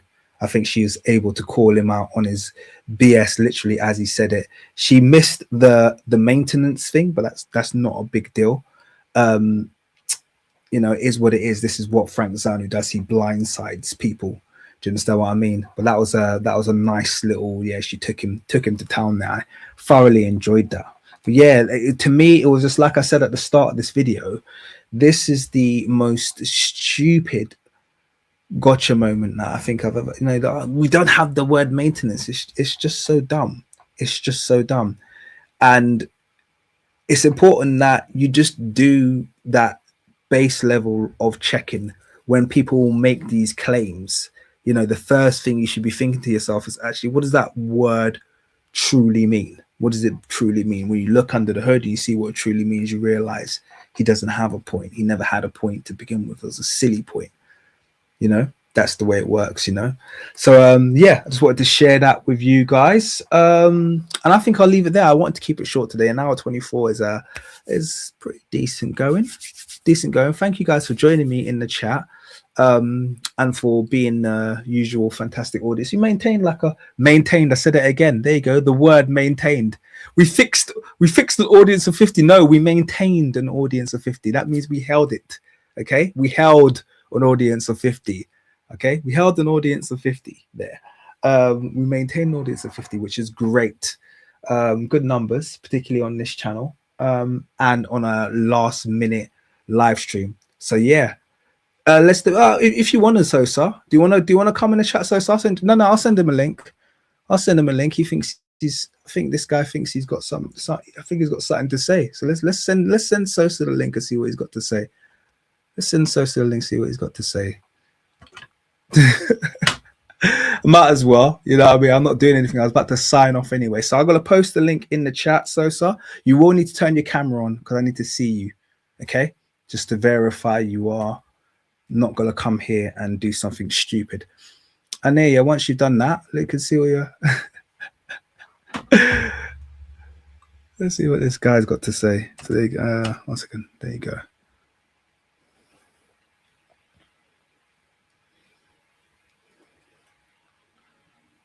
There you go. Stream in the chat. Put your money where your mouth is, Sosa. Let's see you join. Yeah. Anyway, so yeah, shout out to you guys.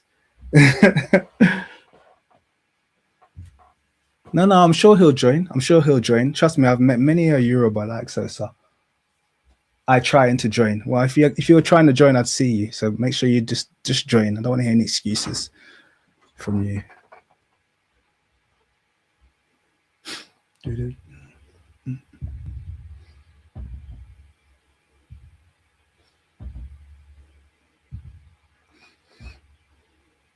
Well, while we're waiting for Sosa to join, like I said, shout out to you guys. Had a lot of fun with that live stream. I was hoping that oh, there he is. He's joined. I need your camera on though, Sosa, before I add you to the stage. There we go. Wesker's joined as well. All right. I'm gonna add both of you. Neither of them have got their cameras on. Now that could be because they're both dialing in from Nigeria. So I'm not expecting the best internet. So tell you what, I'm gonna add both, but I'm gonna mute both of you as I read you your rights.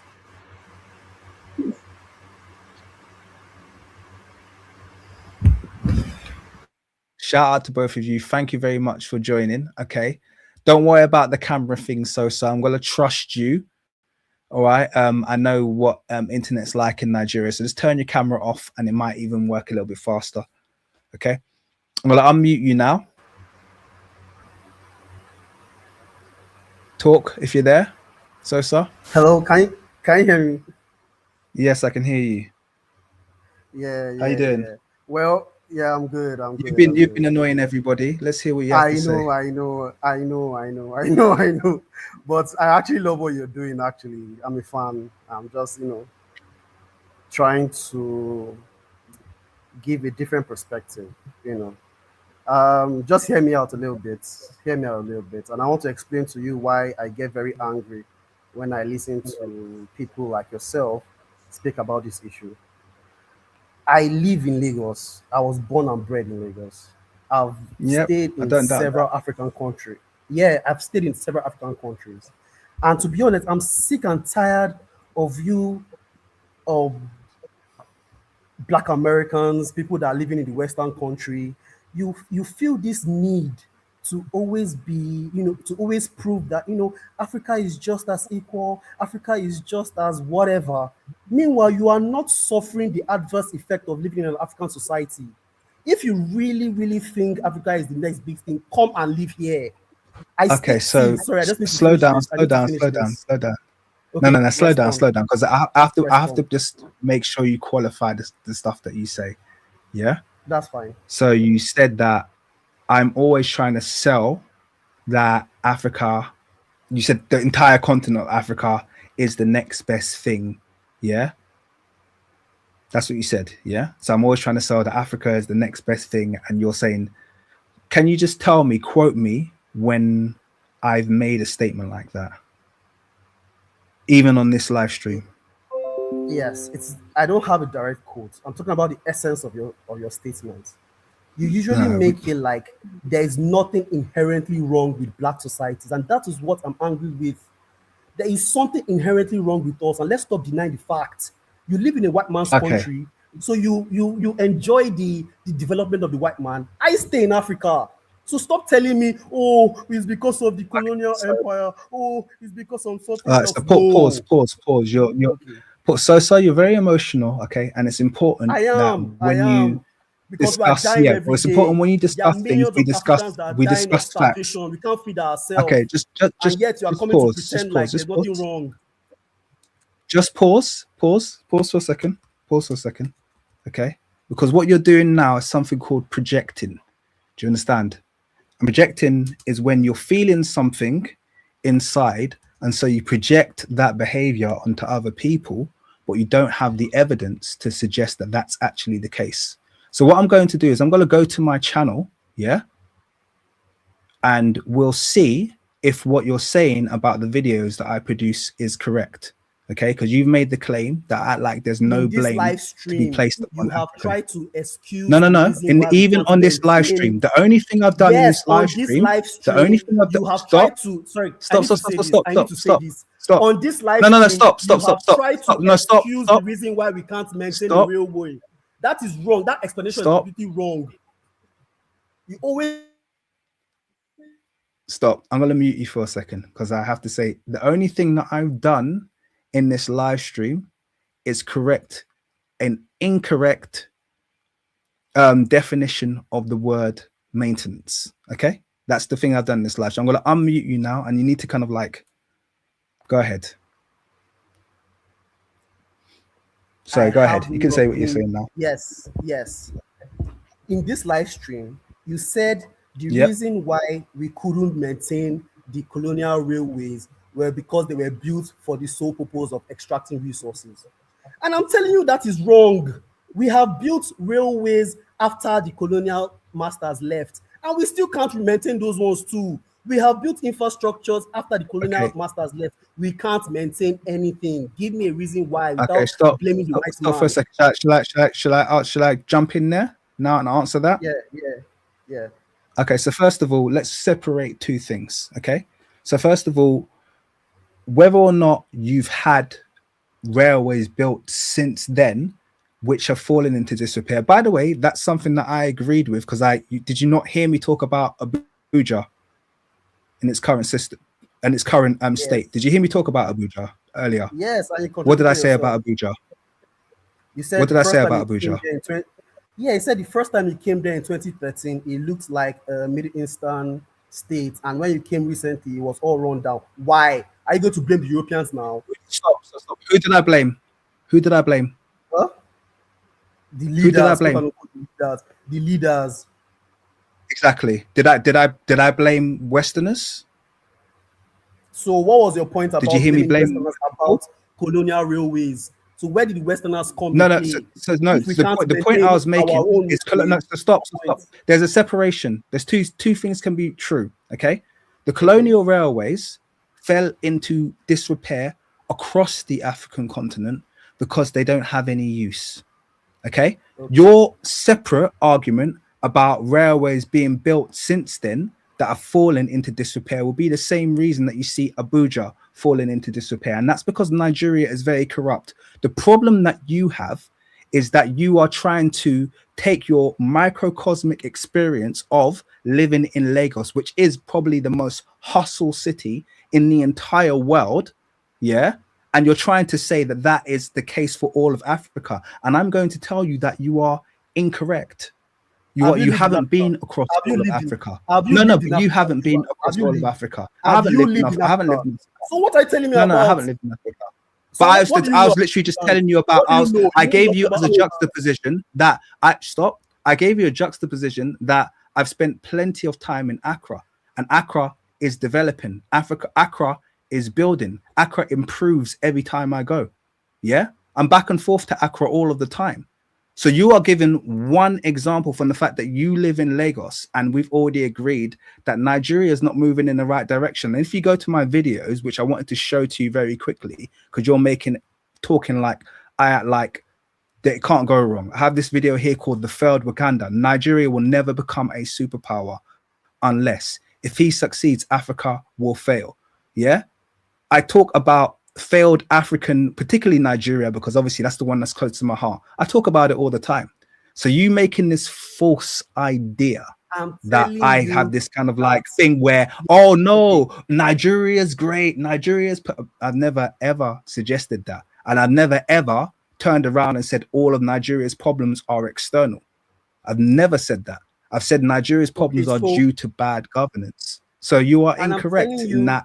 In no, that. no, no, no, no, no, no, no, no, no, no. I'm telling you now. If you look No, at no, no. sub-Saharan So you Africa, see, yes. yes, because if you look at all of So, sub-Saharan so Africa, explain. Have you been to Accra? Have you been to Accra? Have you yes, been to Accra? yeah, Okay, I've so been you to think Accra Accra, I've been to is Togo. evolving? So you think Accra is getting worse or There getting is better? no significant difference when you travel across West Africa. We're all equally poor. Our infrastructure is equally No, you're bad. talking It's not like you nonsense. go to Accra Respectfully, that you're all of a talking sudden it's like nonsense. Sweden. Respectfully, you're What talking are you saying? nonsense. Respectfully, Okay, so respectfully, Accra is a respectfully, you're Sweden talking and Lagos is nonsense. like, okay, tell me, what is so good No, about I'm Accra? saying that it's a country. I'm saying that it's a city that is improving all of the time. Okay, in fact, you know, Ghana's currency is one of the only ones that actually went up against the dollar in Africa. Okay, and across a Okay, lot of Europe as well. It's strengthened against the dollar. Okay, so so Ghana is moving. does that mean Ghana is a first world country? See, No one I said really that. like you, No my one said guy. that. Listen, I listen, like you, listen. my Don't argue guy. with But strawmen. you know, Listen, my friend, my friend, my friend. see, not a straw man. This is reality. We are poor. We are dying. Stop No, pretending you're like poor. the country is poor. Come home. Come and see. Come and see what your fellow Africans have Yeah, done to but the continent. I do go to Nigeria. Look, my friend, Why I don't you don't stay mean this in here? a disrespectful way, but your current situation, which is causing you frustration, is causing you to talk in a certain way, and it's not it's not something that I can help you with, unfortunately. Okay, I understand your frustration, but it's not something that I can help you. What I can do is I can tell you from a macroeconomic perspective the countries that are doing worse and the countries that are improving. And you happen to Tell me live why. in a Tell country me why. Tell that is me. doing worse. That's where you happen to Okay, live. please Okay, tell me you can't why turn around sub-Saharan and say that Africa that is is like a this. I know you have all the answers. Please tell me why sub-Saharan Africa is the way it is. NASA just went to space. There's no black African you can bring to me now in Nigeria that can sort of go close to what they're doing. Tell me why we are so backwards. I don't have the answers. Trust me, I don't. And I'm looking for the answers. I don't agree with Zanu, okay. but Zanu is Why? only Let me ask you a question. inwards. Let me ask you a question. Let me ask you a question. Okay, You run to the I'll white ask you a man's country series of and questions. abandon That's your fellow black men. Yet you want to pretend no, like, no. I didn't oh, abandon. there's nothing I wrong. didn't run anywhere. I was born here, my friend. I didn't run anywhere. Okay, I was born move here, my back. friend. You're old enough to move back. If the Jews can return back to Israel after Why a should I thousand move years, they back? always come back home. Oh, because you Why don't should I want move to. back? Because Africa is because you realize that the white man's society No. is superior. That's why you want to stay there. If you truly believe in your fellow But black men, what? come and live So with us. so Stop. I don't know why so let me why you like to pretend. stop talking for a second. It's not about pretending, first of all, yeah. First of all, I have land in Accra, and my plan is to live there. I wouldn't live in Lagos because I don't like it, to be honest with you. Yeah. But secondly, that's an aside point. Even if I chose to stay here, okay, because I have investments here, okay, I have property here. This is where I've built my life and this is where I've grown up. Even if I chose to stay here, you don't really have the right to tell me where to live and tell me if I'm not willing to live somewhere, then I can't speak on that place. He That's just makes you a hypocrite. ridiculous. He makes you a Respectfully, hypocrite. that's no, it's He ridiculous. makes you a Don't be hypocrite. angry because I'm no, not it's angry. nothing to do with that. I'm Don't be telling you angry. that Stop you talking. would rather live with the white people than live with your fellow Africans, and you want to turn around and tell me that there's really nothing. Oh, you're just giving excuses. If you are really There's no Pan-Africanist, excuses. if you really believe in your people, come and stay with us. The same way the Jews That went doesn't back make to any Israel after sense. 1,000 years. The same way the Jews went back to Israel after 1,000 years. You come back to Look, Africa. Sosa, respectfully, What is so bad about respectfully, I Africa? Why do you hate definitely, us so much? Why Sosa, do you hate us so much? respectfully, Why do you hate stop for a second, stop for a second. why do you hate your tribe man so Sosa, much? stop You for a hate us second. so much that you I don't would want to be live, with us. And you want Sosa, to pretend. I can't gonna mute you because you're not listening. Respectfully, I would live with 1,000,000 white people over having you as my next door neighbor. I could never live with people like you. People like you are literally like a poison to my spirit. So I'm telling you right now, I would live with I would live in India than have you as my next door neighbor. I'm telling you that right now. So one of the reasons why I would not go back to Lagos is because of people like you. There's no progress living with or amongst people. There's no progress living with or amongst people like you. You are backwards. You're hateful. You would stab people in the back. You would get them shot. You would do all of that. You are what is called an A-class sellout. You're an A-class sellout, and people like you are the most dangerous. If you found your way into government, you would bring more misery to Nigerian people than the current president, because you're angry and you're bitter. So yes, I would live with KKK. I would live in Mississippi in 1960 than live next door to you. You are poison, my friend. I'm being honest with you. Yeah. That's my like, people like you are poison. Oh, why don't you come to because of people like you? Because of people like you, you're exactly why I don't come to. You're exactly why I wouldn't even consider. I wouldn't even consider. Wouldn't even consider. African man that would go and live with other races against his own race. Why are you just pretending? Come on, come back home. If you are so proud to be black, come and live. I live with plenty of black people. I met respectfully, mate. I met my respectfully, mate. I met my beautiful black wife over here in London. There's loads of black people. There's loads of black people, my friend. You want me to struggle? You want me to come? You want me to come there? You want me to come there and to struggle with you, so you can then set me up in an alleyway and stab me through the heart, my friend? No way, not in a million years, not in a million years. People like you are the problem. You are the problem. You are the problem. But agree that the white man's society is better. Just agree that the white man's society is better. That's why you live there. Well, technically, I live here, so anywhere I live is going to be better. Let me give Wesker his mic off. Anywhere I live is better, my friend, respectfully. Yeah, wherever I go, wherever I bless, wherever land I bless with my feet is improved by my presence. That tells a lot about you. I would rather live, like I said, I would rather live in Bombay than live with you. Honestly, I'd rather live in Bombay than live with people like you. You are the bottom. You are literally the type of people that I avoid like the plague. Just one person. Like you the plague. can avoid me, that's fine, but come home. Okay, I won't talk to you, but come home. No, it's okay. I would never tell you. I would never tell you if I was coming or going.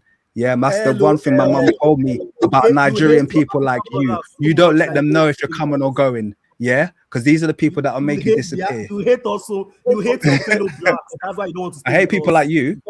I hate people like you. Respectfully, I hate people like you. I do. Absolutely. I know. You hate fellow black people. That's why you want. Yeah, like you.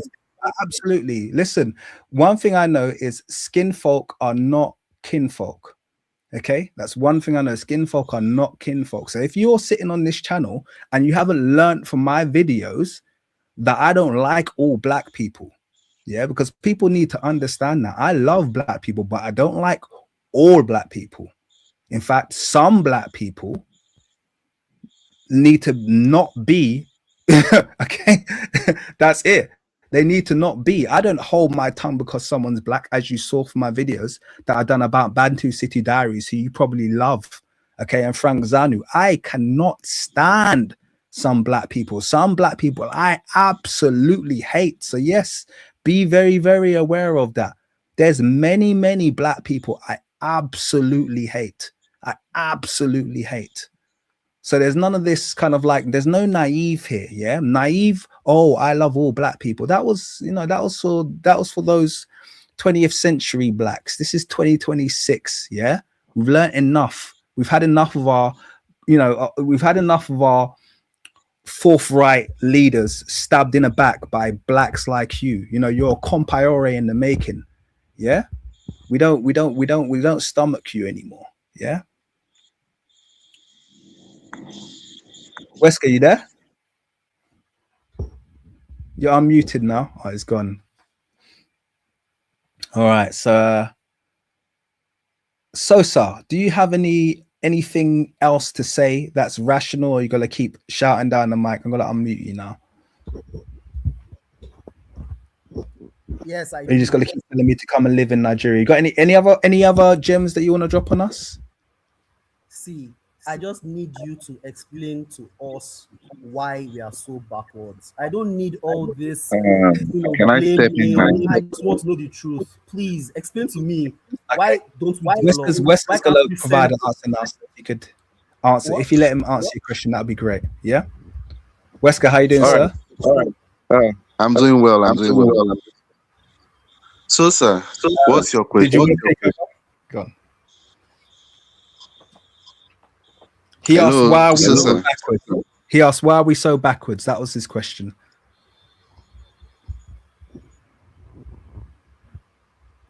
Can you answer it Oh, without yeah. Why are blaming we so the white man? backwards? Please don't Yeah. blame the white man. Don't blame anybody else. Just give me the Sure, reason I why. can answer it without blaming anyone. Talking too much. So, sir, I'm going to be, since I cannot blame, yes, I'm going to blame you, so,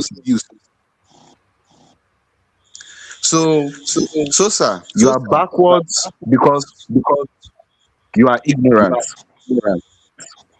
You have been educationally starved of the truth. You don't know how the world works. Okay, you don't know how the world works, and you've been fed a steady diet of lies about how the white man's world is very rosy. So the white man's world occupies a space of what is right in your heart, which is not true.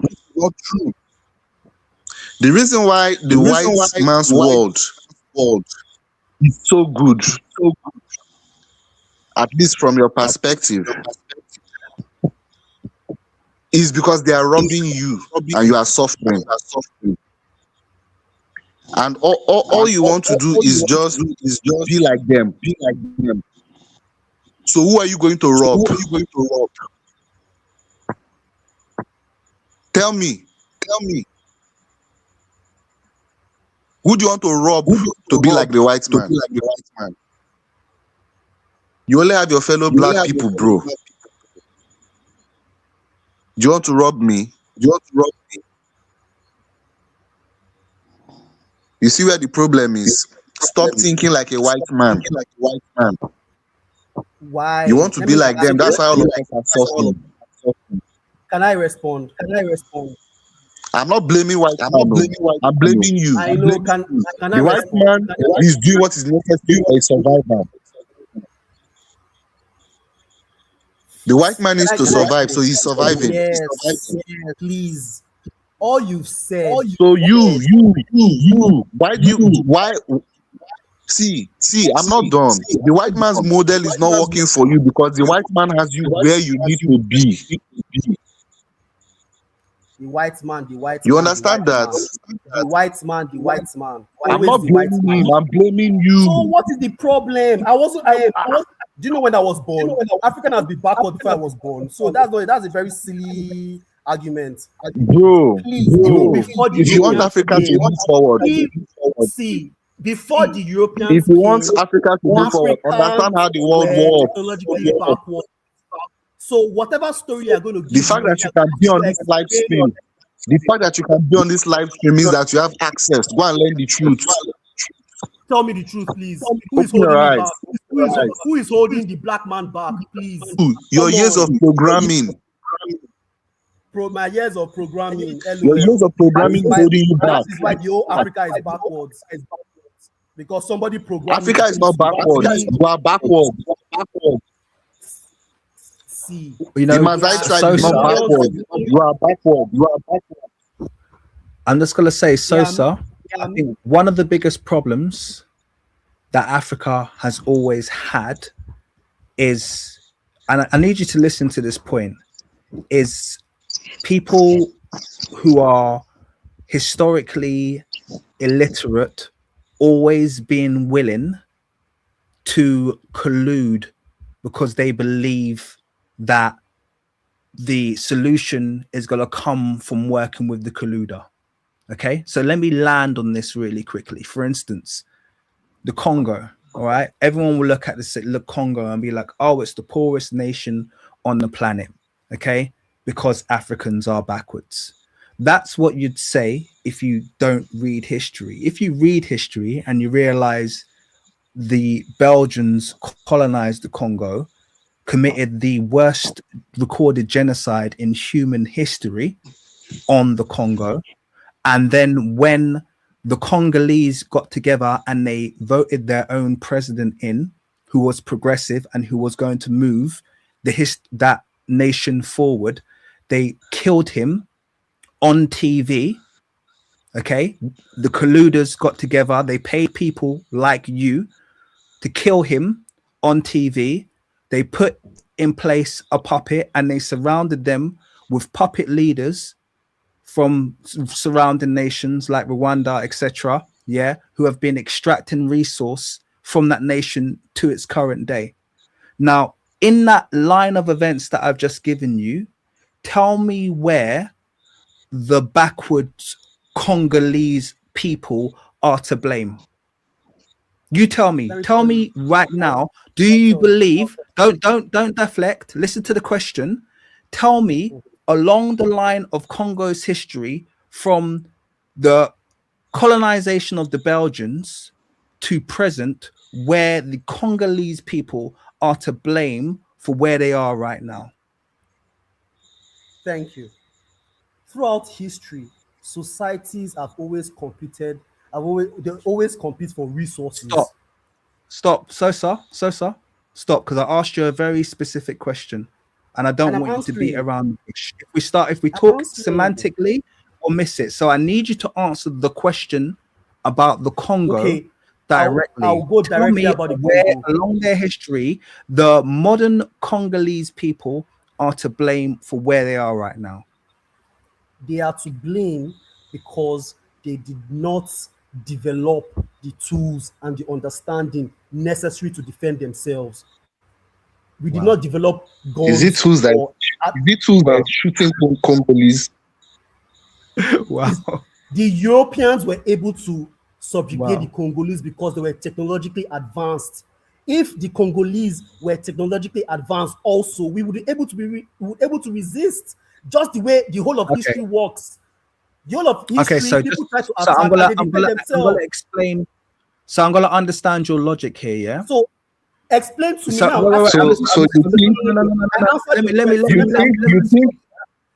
Let me respond to that.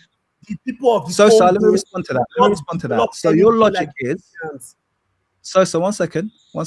Your logic is the Congolese 200 years ago are the ones to blame because they didn't possess the weaponry to win the war. So 8, 9, 10, 11, 12 generations later, those descendants of the Congolese are still to blame because their ancestors were not strong enough to have fended off the Europeans. That's your answer. Is that your final answer? Yeah. No, not my. I'm not sure, man. In you, I'm making sense of what you just said. You said we couldn't resist the Europeans. Correct. So. Yes, the first part is correct. The people of the Congo did not have the understanding to build weaponry and tools and defensive mechanisms to resist intrusions. That is how it has been throughout the world. Presently, now we still don't possess the skills. So it is a continuous process. No, you're jumping again. Never have the skill. Again. So I'm gonna let's stay on the Congo. Let's stay on the Congo because I think you're missing something here. Okay, so you have to understand when Europe colonized the Congo, that was coming literally at the end of Europe essentially colonizing the known world.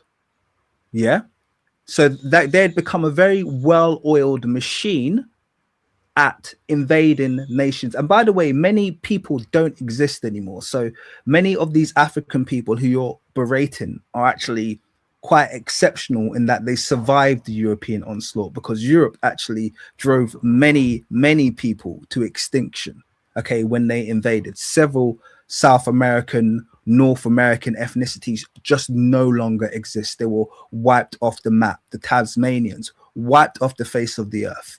Several in Asia wiped off the face of the earth. You don't even know they existed. They have no history. Nothing's written about them. They're just gone. Okay. So the Congolese weren't strong enough to resist them. Okay. Just like everyone else in the world, no one was strong enough to resist the Europeans. The Europeans essentially conquered every single land that their feet touched on. And because of that, they deserved what has been the continual manufacturing of extraction of resources from their nation, the enslavement of their people, the biggest genocide. They deserved all of that because they lost a conflict with Europe 200 years ago. They deserve that. Is that truly your answer? They deserve that. The real world doesn't care about your feelings. The real world doesn't care about what is nice, what feels good. About feelings. No, stop living in a la land. The fact is that societies conquer other societies and exploit them for resources. That is how the world works. In order not to be a victim, you need to develop the intellectual capacity to build weaponry to resist that. Africa could never do that. Before the Europeans came, we didn't have the concept of technology or anything else. So what is your problem? Why can't you just admit that without the Europeans, Africans were still technologically backwards? So it has nothing to do with Europeans. When Isaac Newton was understanding the laws of gravity, what were your forefathers doing? Nothing. So why are we just going to pretend like, oh, Africa was the Wakanda before the Europeans came? Please tell me our innovations. Tell me, tell me something that... Your unlearnedness is absolutely hilarious because you just don't know anything about these regions you're talking about. You obviously don't know about Congo's. Did you know anything about Congo's pre-colonial history? Are you aware that the Kingdom of Congo was literally one of the greatest kingdoms ever? Are you aware of that?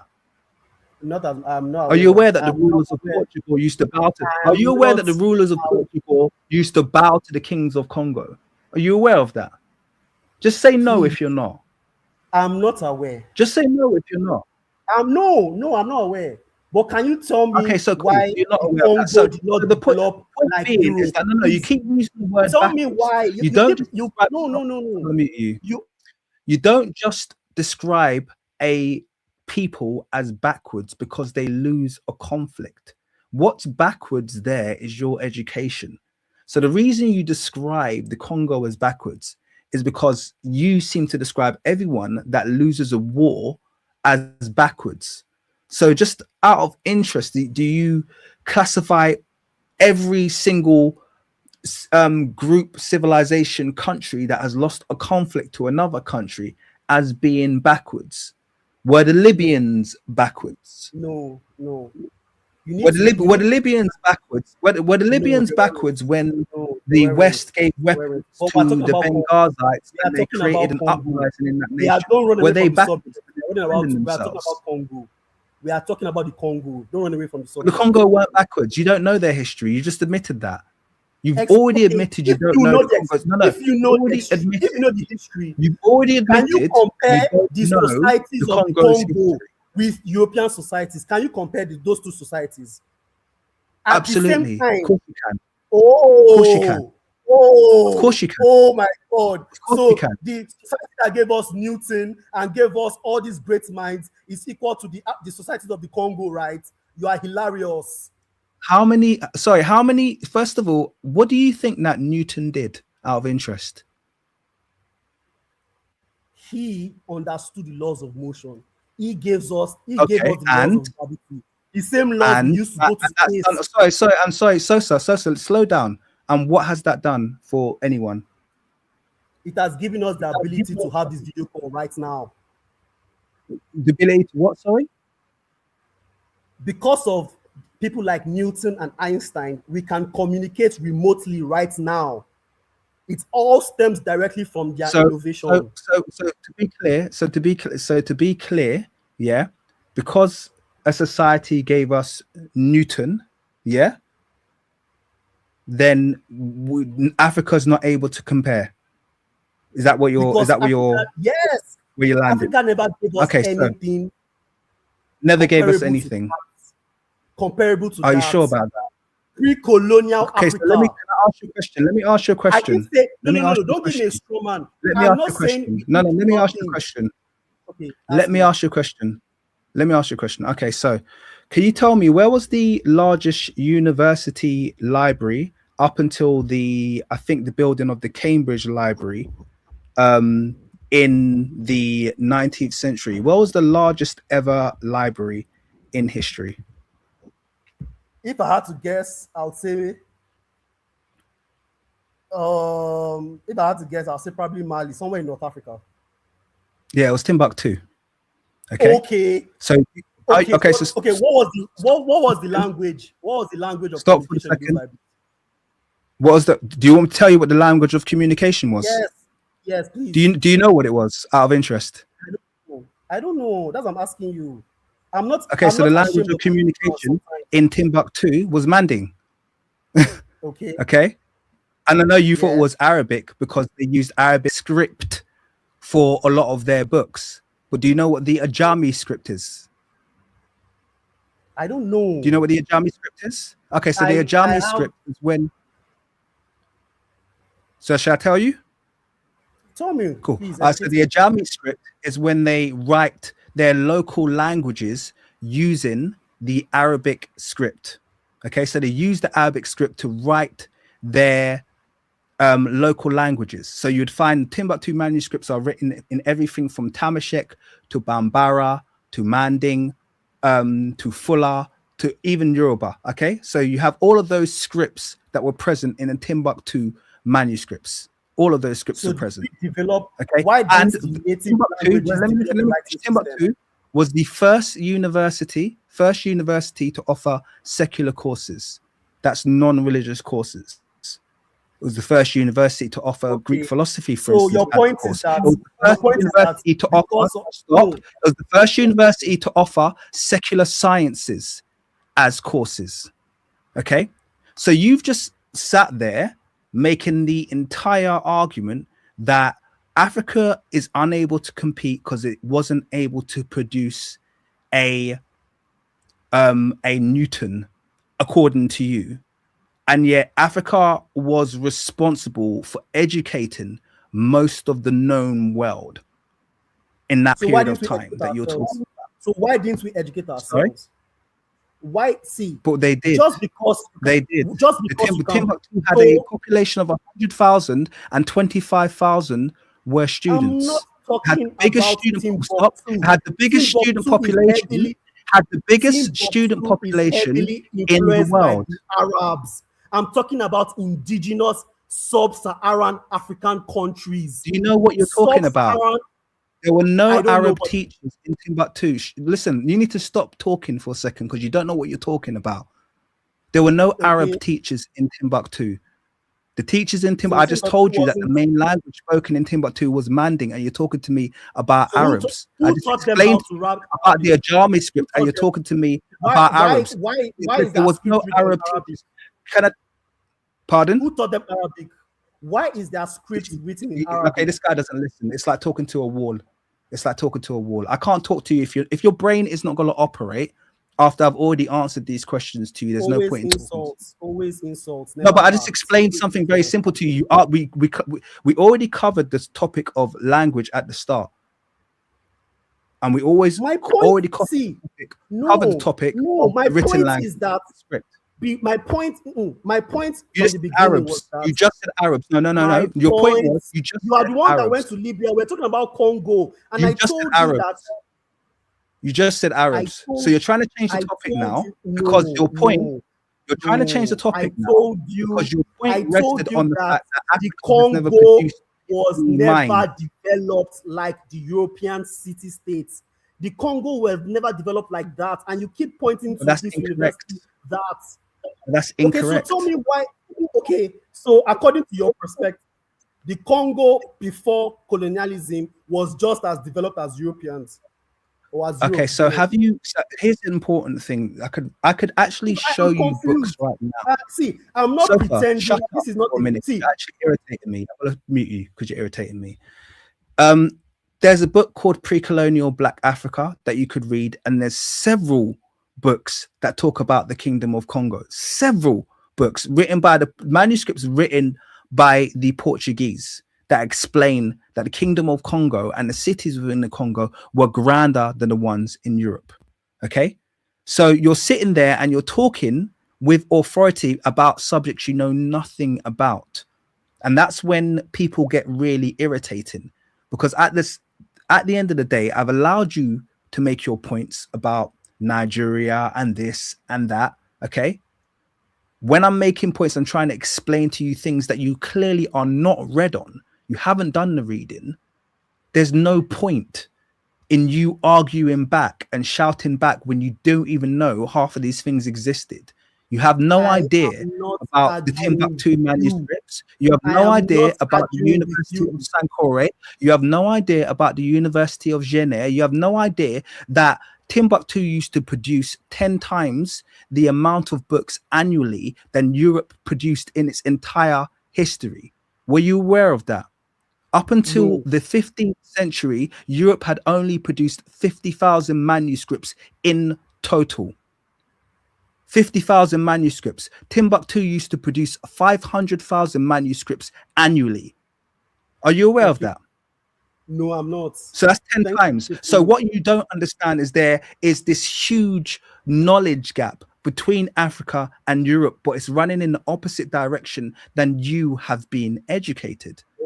But you're not aware of that because you haven't done the reading. I understand where Africa is right now. It's hard for you to envision that ever being the case. But what you're simply doing is taking the European utilization of the gun and the cannon, and you're expressing that that is the only thing that matters in history. Europeans were able to utilize the gun. No, you're saying essentially every war, you said clearly that every war that's lost has proven that that nation was backwards. I never Congo said that. lost against Europe. You said you've used the word backward many times. Congo lost because they were backwards. You didn't say that. We are backwards not because we didn't have the gun. We are backwards because we lack the understanding of the world around us to actually exercise our agency, build technology, and do the things that Europeans do. You keep pretending like we are just equal. So why don't we land on the moon? Why don't we split the atom? Just give me a reason why we don't do these amazing things that other societies do. According to you, according to your own theory, why don't we excel in things? Why are we always backwards? Why can't we feed ourselves?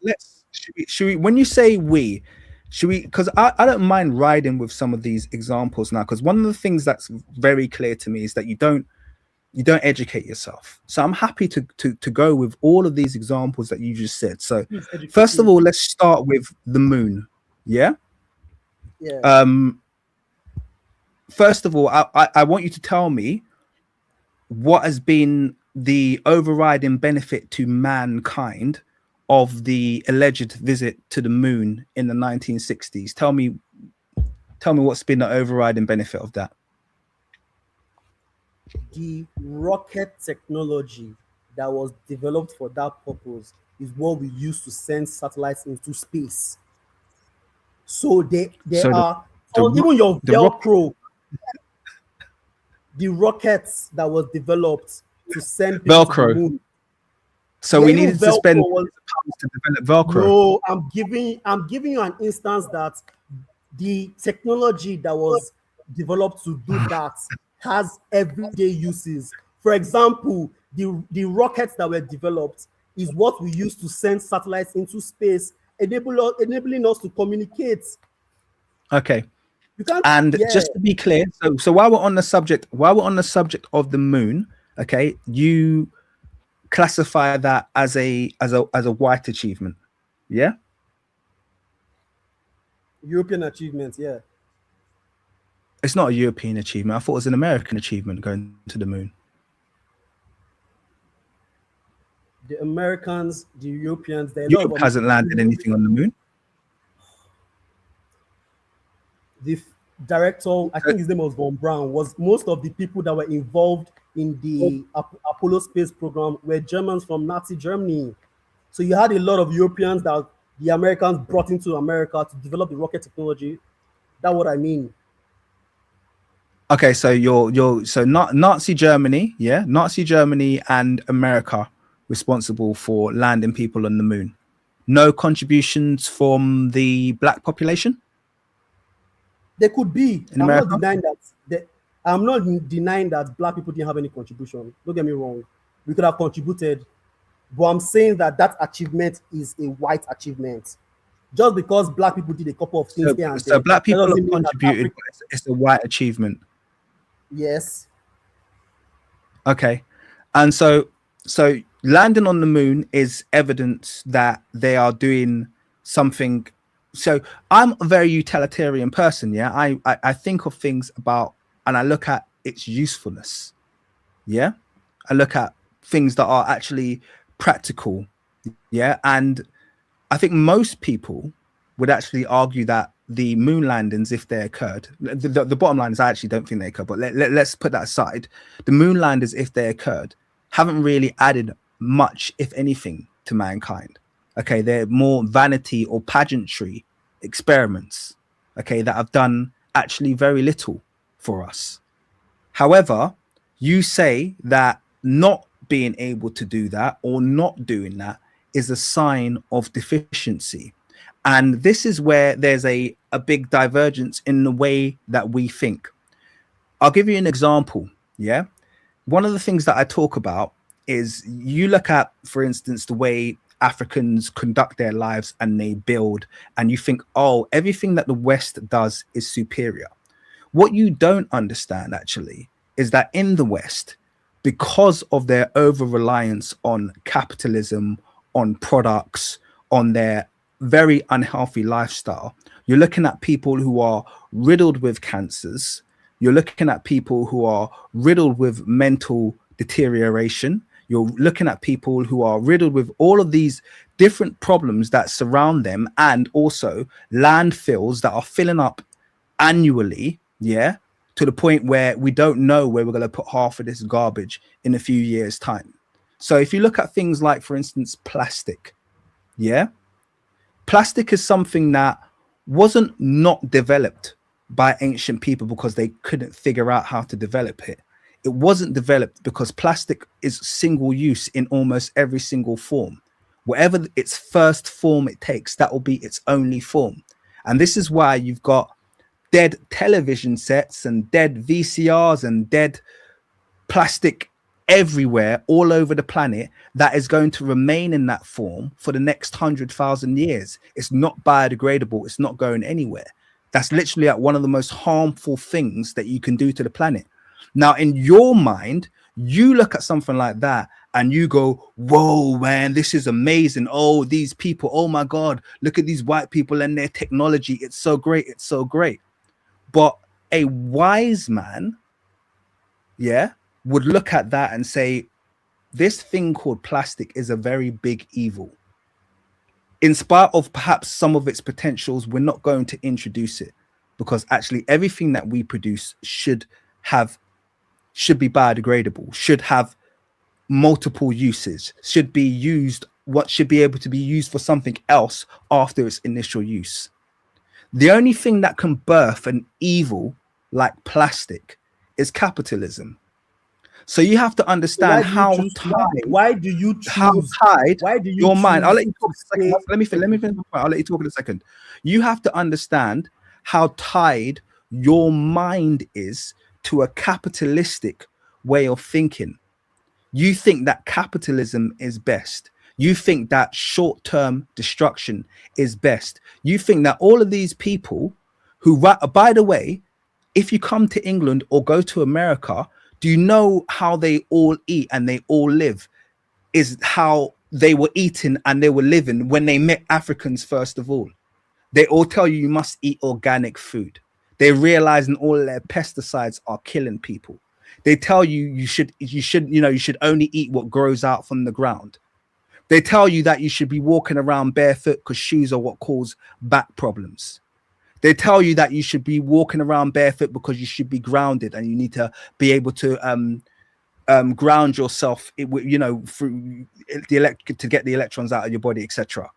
So all of the things that Africans were just doing by default is how they try. They're even looking now at the architecture, the mud brick architecture of Africans, which they derided for so long. And they're saying, actually, this is the most sustainable and the best way to build houses.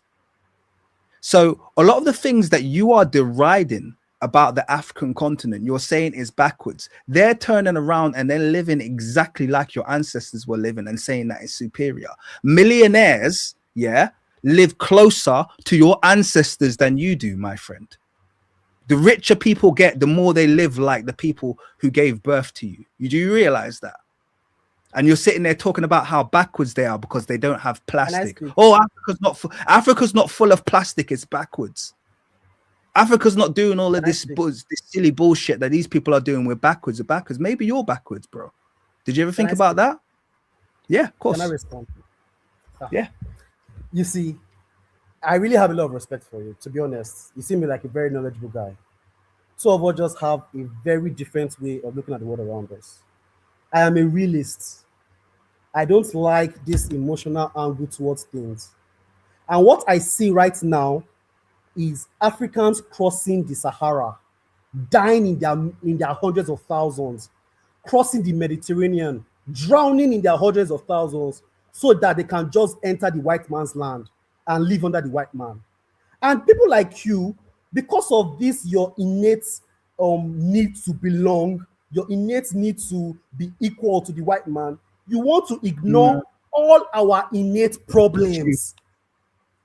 So tell me what is wrong with, tell me what is wrong with black people. Tell me what is wrong with black people. Listen, my friend, I told you, I spent a lot of this conversation. Microplastic. Sorry, I need to finish. I gave you time to speak. All this, your conversation about microplastic, everything about, microplastic, no. The fact of the matter is that we Africans would rather die in the desert and drown in the ocean. We'd rather do that than stay with our own people. To show you how we Africans know how fucked up we are. We would rather go and live with fellow white people because we know how superior their society is. Let's not pretend like it's otherwise. So I want you, this is my last challenge to you. I want you to give me a reason why we in Black Africa, why we are not as developed as the Europeans. Just give me a reason. I'll give you several. Been doing is blaming. Yes, thank you. No, I haven't blamed it. I haven't blamed anyone, my friend. So first of all, I'm going to try and address all of your points. So first of all, your first point about your need to be equal to the white man. First of all, I don't know where you heard that in anything that I've said. Does it sound like I'm trying to be equal to the white man? Yes. Because I'll tell you right now, I don't think I'm equal to the white man. I look at my history and I think that Africa is by a multitude superior to to Europe. So why are you there? So that's clear. No, I need you to be clear about that. I need you to be clear about that. Yeah, I know my history and I know the history of our people, and I think it's a superior history. Yes, is it interrupted? Absolutely. Do we have problems right now? That goes without saying. Yeah, but in terms of where we were and where we can be, yes, I think there's a giant leap. Do I look at European civilization and do I want to emulate it? Absolutely not. I think they're doing everything wrong. I think they've caused more destruction to this planet in the last 200 years than any civilization that preceded them. Okay, so I think they're absolutely insane. Yeah, if you look at their behaviors, if you look at their belligerence, if you look at their willingness to invade, nations at the drop of a dime, which you would praise because you don't care, but invade nations that are just trying to develop themselves and plunge them into chaos. Why are you there paying taxes to that regime? Why are you in the West? If you have this belief, why are you in the West? This is the hypocrisy that I hate. You live there, but you gotta let me answer the question. Because we've revisited that already. I was born here. Okay, so but you can. I'll be the first person. I'm a black Brit. If the Jews can live after 1,000 years, if the Jews can live the West after 1,000 years, listen, mate. Those people who left aren't Jews. Those people who left aren't Jews, my friend. Just to be clear. Okay, you do the same thing they did. Leave come back Why home would I and do? drop Why would I do what they did? They're because just you going don't to like colonize us. the place in the Middle East that's got nothing to do with them. Yeah, they're Why going to don't colonize the you? place in the Middle East that's got nothing to Why do with don't them. you come back? No. My point is Stop that it. Stop. What you're doing is you're changing again. And I was going to answer all of your questions. Yeah, you asked me questions. Don't answer, you want me to please. answer them Yeah, before you jump to answer. something else again? Yeah. Sorry, answer. Cool. So Answer. yeah, so the point I was making there is, first of all, I'm not trying to emulate Europeans or European culture. I don't think there's anything to emulate here.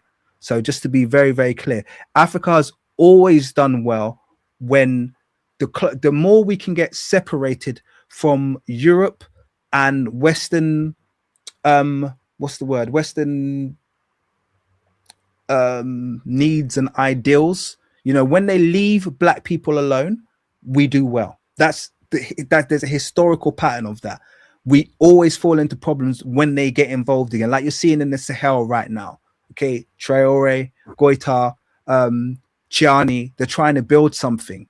Okay, and what does the West do? They find Europe is finding another reason to interfere. Nice word, thank you, Crenshaw. To interfere, to overtake, to destroy what's taken place.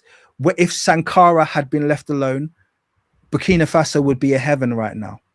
Okay, if Lumumba had been left alone, Congo would be a heaven right now. Now I know you think it's their fault because they weren't strong enough to kill the European who's a flipping psychopath. So it's their own fault, but that's how your mind works, and I can't really help that. Okay, now your other questions. What was your other question? I want to address that. My point is all this you said. If you truly believe in what you've said, why No, do you that wasn't choose your to live with the question white before. people? No, that wasn't your question before. What was your other question before that? You've forgotten, haven't you? I guess you were just gish galloping. I was trying to remember everything that you said. But yeah, this is the thing. So you can keep asking me why I choose to live with the white people. I keep saying I'm living where I was born. Now I'm not going to feel sorry for that. I'm not going to apologize to you for that, and I'm not going to stop talking about Africa for that. And I'm not going to live, like I said, amongst people like you for the sake of the fact that you've said that. Do you understand what I mean? Like there is a problem, and yes, I even made the decision already that I wouldn't live in Nigeria. I don't mind visiting there, but I definitely wouldn't live there. Far too many problems in Nigeria. Do I want to live amongst black people? I'm not like you. The difference between me and you is I absolutely would live amongst black people. Yeah, I absolutely, without any hesitation. Okay, this is why, like I said, I already have land in Ghana. I will be there very, very soon. I have no problem living amongst black people. I love being amongst sensible black people, not hateful, dangerous, jealous black people. Sensible black people. The and question I asked you, I remember my question. The question I asked you was, why is it that before colonization you did not have this level of technological advancements like we see in Europe? You've not answered why. That's what level of technology? What level of technology?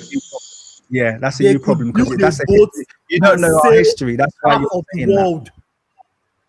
They could do that. So can I just say something? I just told you not too long ago that Timbuktu produced 10 times the amounts of books annually that Europe produced in its entire history by the 15th century. 10 times the amount of books annually. Do you know Timbuktu used to get their leather from Nigeria, by the way? I'm sure you didn't know that.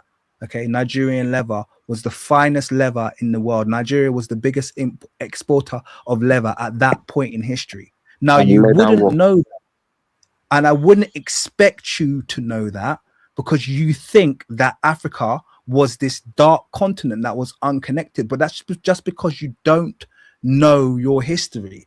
So when I'm saying it, and I'm sure Wesker will add to it in a moment. Wait. When I'm saying, and I'm sure Wesker will add to it in the moment, that you making that point is not a point at all. You just don't know your history. You don't know your history. So you're assuming that Africa has always been in the state that it's in now. You don't realize that right now, Africa is at its lowest point in history. Okay? Okay. So you don't know that. You don't I know agree. that. I don't know a lot of things. I don't know a lot of things. And there's no shame in not knowing a lot of things. Don't get me wrong. But because I don't know a lot of things, that doesn't mean you can deceive me with, oh, Not trying to Timbuktu, there deceive was you. a library here. Therefore, Africa Not was trying to civilized. deceive you. Giving you hope is not trying to deceive you. Stop talking like a I don't child. need hope. I don't need hope. I don't need Then be hope. I hopeless need on your own results. now. Be hopeless on He your needs own. money. You're Be too hopeless. backwards. Give me hope. I Stop need giving me naira. hope. Oh. Give me I need results. money. Oh. Give me I can't send results. you money. We all Give me need money right results. We now. are Who too give you Global backwards. results? recession. See. Sosa, there's results in my life. Oh. All you said. Sosa, by the way, I'm in Nigeria with you, Sosa. I'm in I did Nigeria Nigeria with with you. you. Come and tell this guy to stop giving us all this lamba. Say, we know how we are suffering. We know how much we love the white man's land. All these things this guy is saying is just bants. You are in Lagos with me. So many Nigerians. Wait, sorry, please. What's your name? My fellow Nigerian, what is your name? I need to talk to you directly. Because this guy here, Ibinabo, you be Niger boy like me. So maybe talk fast. This guy don't know what they talk. They just talk like say because he don't go school for Yankee. You don't have to start talking pidgin. I understand pidgin, my friend. It doesn't make a difference. I need to talk to my Nigerian guy the way you understand. Now, we know how many people want Jaka. We know how many people are trying their best to flee the society. Fine. Let me explain why. Oh, because there was a library in Timbuktu. Should I explain why people want to run? Sosa. Should I explain why people want to run away from Nigeria? Please. Even me right now, I want to run away from Nigeria. Thank you. See. So, sorry, before you continue. Listen. The reason why you want to listen. run away. No.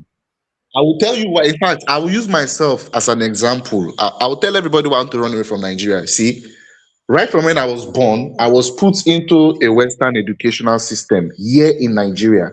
A system that takes basically 80% of your childhood, a system that does not allow you to learn any other skill apart from what the educational system provides for you.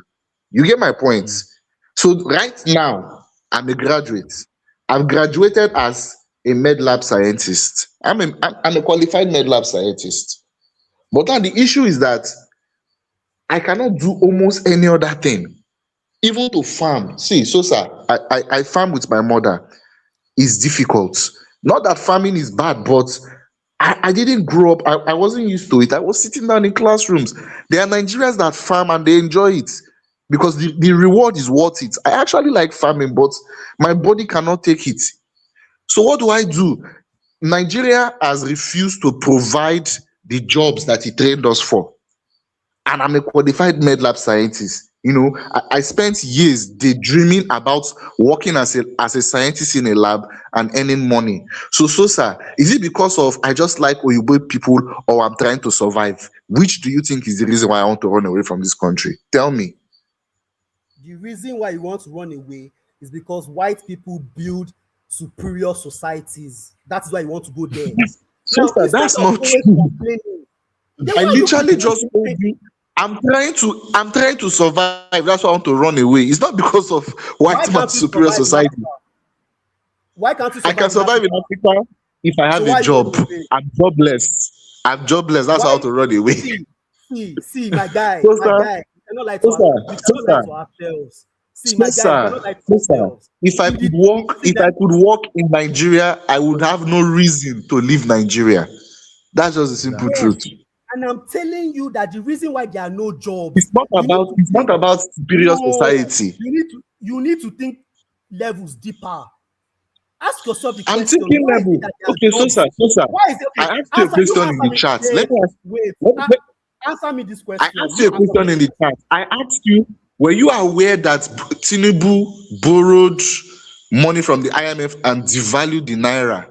Were you aware of that? Because you seem to think that we're poor before. No, you seem to. Yes, we're poor, but Tinubu did something. Tinubu did something that other Nigerian leaders have been doing to keep us poor, and I'm trying to educate you on what that is. And I'm trying to educate you that See, no. The IMF gave Tinubu loan. The IMF gave Tinubu loan, and a condition. No, you cannot. A condition of that loan was that Nigeria had to devalue its money, and when Nigeria devalues its money, your labor becomes cheaper. You have to work times 3, in fact times 50, to become as worthy as your counterparts. In fact, let me tell you right now, about 10 years ago, 10 to 11 years ago, I could remember when I traveled to Togo and Benin Republic. You know, with the naira, what I could buy, I was shocked. When I bought Benin Republic street food, you know, the turkey I bought, the chicken I bought, the bread I bought, I felt like a rich man. Today, as I'm speaking to you, Benin Republic's currency is worth more than the naira. Do you think that is something? Do you think that is an African thing or is sabotage? You are being sabotaged and you don't know why. You are being sabotaged and you don't know why. And you think it's because of there's something wrong with black people. No, that's not true. Yes, African leaders benefit from the sabotage. You know, they give them a free pass into the Western world when the West is done looting Africa. See, let me tell you something, Basically, every Nigerian politician's child today is a dual citizen of basically any European country. Do you understand that? Meanwhile, you're not a citizen, you're not a dual citizen, but their children, not even them, their children are dual citizens. Why do you think that's the case? Why do you think that the most corrupt people on the planet, their children are being given dual citizenship to Europe? My guy. And you are suffering here with me. We need to stop blaming everything. No, I'm telling you the problem. No, let me speak. I gave you time to speak. Let me speak. Yes. No. Now, as a Lagosian, you stay in Nigeria with me. You know how corrupt everybody is, from the president down to local government chairman, down to everybody in this country is looking for bribe. We are all corrupt. So all these things of blaming the leader is very, very, very sort of. How do you think it started? Is corruption? Okay. Let me use Zanu's method. Is corruption? The word corruption, is it in your Yoruba dialect? Can I just jump in quickly? Corruption in the Yoruba dialect. No, I'm going to use a page from Zanu's this thing method. Is corruption in your Yoruba dialect? Please tell me, because you seem to think what you are suffering is African. So tell me, is corruption, in fact, is the concept of a corrupt government in your culture? I need to know. That's why we are suffering now. What's the word? No, you see, that's your problem. One second. I'm going to jump in here. All right. 1 second, Wesker. 1 second. Sosa, can I ask you a question? Sure. Are you corrupt? Huh? Are you corrupt? Yes, I've been corrupt so many times. Okay. If a policeman stops me and I don't have my driver's license, all I give him is 1,000 naira and he will let me go. It's Nigerian way of life. I can't deny that. So I cannot start blaming my leaders. We all do that. All my friends do it. Everybody around me, we all do it. Sosa, okay, cool. So there you go. You've answered your question then. So Sosa, you've answered your question then. Okay. So your complaints are a projection of yourself. And this is what happens a lot in people. Let me finish. Your complaints are a projection of yourself, and what you're doing is what essentially everybody does this. Okay, whenever someone accuses you of something, it's because they are doing or saying that thing. That's what they are. So you've come on here and you're very upset about their innate corruption of Africans, the innate dishonesty, and all you're doing is telling on yourself, because you are not a reflection of all Nigerians as much as you think you are.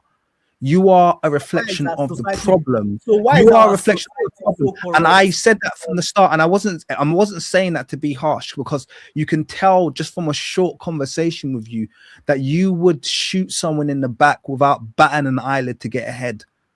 And you have to understand that your personality, your traits, everything that you are espousing right now is exactly what is wrong with Nigeria. If Nigeria didn't have people like you to contend with, Nigeria would be further ahead. But you So are a son of if I Tinubu. was You are like all these wait. people you're criticizing. You are like So them. so You will do because of exactly what they because of do one when you man. get into that So position. You so it's will. because of I'm, me. no, I'm telling you. Because of No, I me. can tell by talking to you. You don't like. I can tell by talking to you. You don't.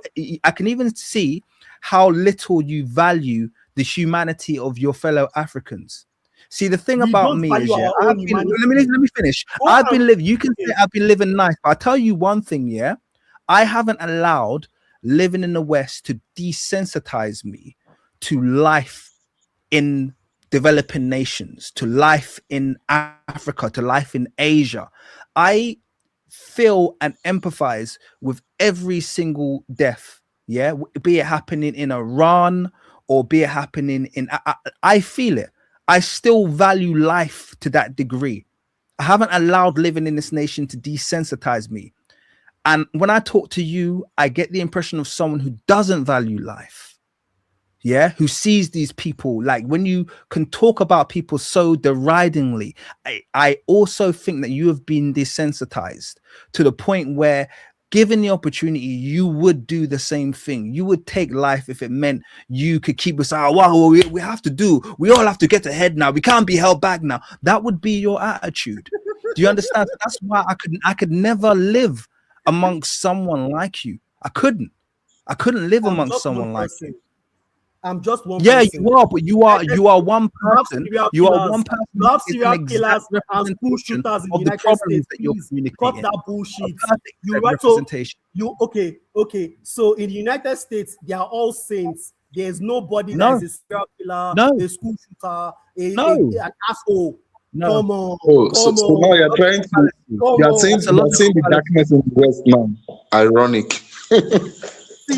See what I am saying. What I am saying, right? Sosa, what you're saying is a logical fallacy. So what you're doing now is you're trying to now project your behavior onto different populations. I'm not here defending anyone. I'm not saying because this is black, therefore this is white. That's not the argument that I'm making. I'm making an argument about you. I'm making an argument about you, your outlook, your personality, and you're the reason why you're exactly the reason why places like Nigeria cannot progress. You are exactly the reason why. You haven't turned around to yourself at any point and said, I'm going to be better. You haven't turned around to yourself and said, you know what, this nation is this, but you know what, I'm going to be better. I'm going to try and reflect something better. You haven't sent that out. You haven't even tried to do that. All you see is the corruption. And you said, you know what, if these people are going to be corrupt, I'm going to be more corrupt as long as I can get ahead. You are the problem, my friend. I'm telling you. Stop with the character You assassination. I am the villain. I agree. You're not denying it. Are you denying it? Sosa, no. Sosa, but you have Sosa, not your explained argument to anybody why you are backwards. You keep looking for who to blame. Sosa, It's because of the federal. basically, you are saying that. Why are you you are saying, backwards? Sosa, Why? your idea of what backwardness is. Your idea of what backwardness is not a good one, because basically you are saying that you will do everything Tinubu is doing. You are trying to say that you will do everything Tinubu is doing if you could just launch astronauts to the moon. I never said that. See, I never said but that. You never said it, but you implied it. You are implying it in the way you speak. All I said is that I need you to explain why we are backwards. All this blaming is the federal fault, is Sosa's fault, is this person's fault, is that person's fault. Wesker, we're gonna draw a line underneath this because he can't be taught. We tried. Look, I brought you on, Sosa. I did try, and I like to think that I tried to. Yeah. I appreciate your time as well. I tried to answer your questions, but I don't think you're in a position to kind of like receive what we said. I hope you've learned something, but we're gonna draw a line under this. I've learned a lot. I've learned a lot about Mali and all. But please, in your next show, can you just give us reasons why we are what we are? King, tell him about your twin monologue channel. Pardon? Tell him about your other channel so he can go and educate himself. Honestly, he needs it. Yeah, maybe. Yeah, go to the King's Monologue. That's my main channel. Okay, and just watch some videos and just learn about African history. Okay, because I think what you actually need. I'm going to say this actually, and I'm going to draw a line under the conversation. I think you are a perfect example of why education is so important, and people don't realize historical literacy is not about looking back so you can point a finger of blame. Blaming people is not something I am interested in doing. Okay, I have no interest whatsoever in blaming people, pointing fingers, but what I am interested in is people learning from A, their potential, and B, their mistakes. Okay, if you don't know your history, you will never learn from A, what the potential you have or we have as a people is, and B, what mistakes we've made over and over and over again. And these can be learned from. What you shouldn't do is, once again, take this last Thursdayist approach where you literally say that everything that's happening now is how it's always been. That's not a helpful way for you to view life, and you will never come out the other end positively. So I hope that you can go. You said you've learned something, and I appreciate that honesty. I hope you can go and learn a bit more, and maybe it just affects your outlook. I'm not expecting you to become like me, but maybe it changes your outlook a little bit. But either which way, guys, I appreciate your time. I actually enjoyed that, as wild as it was.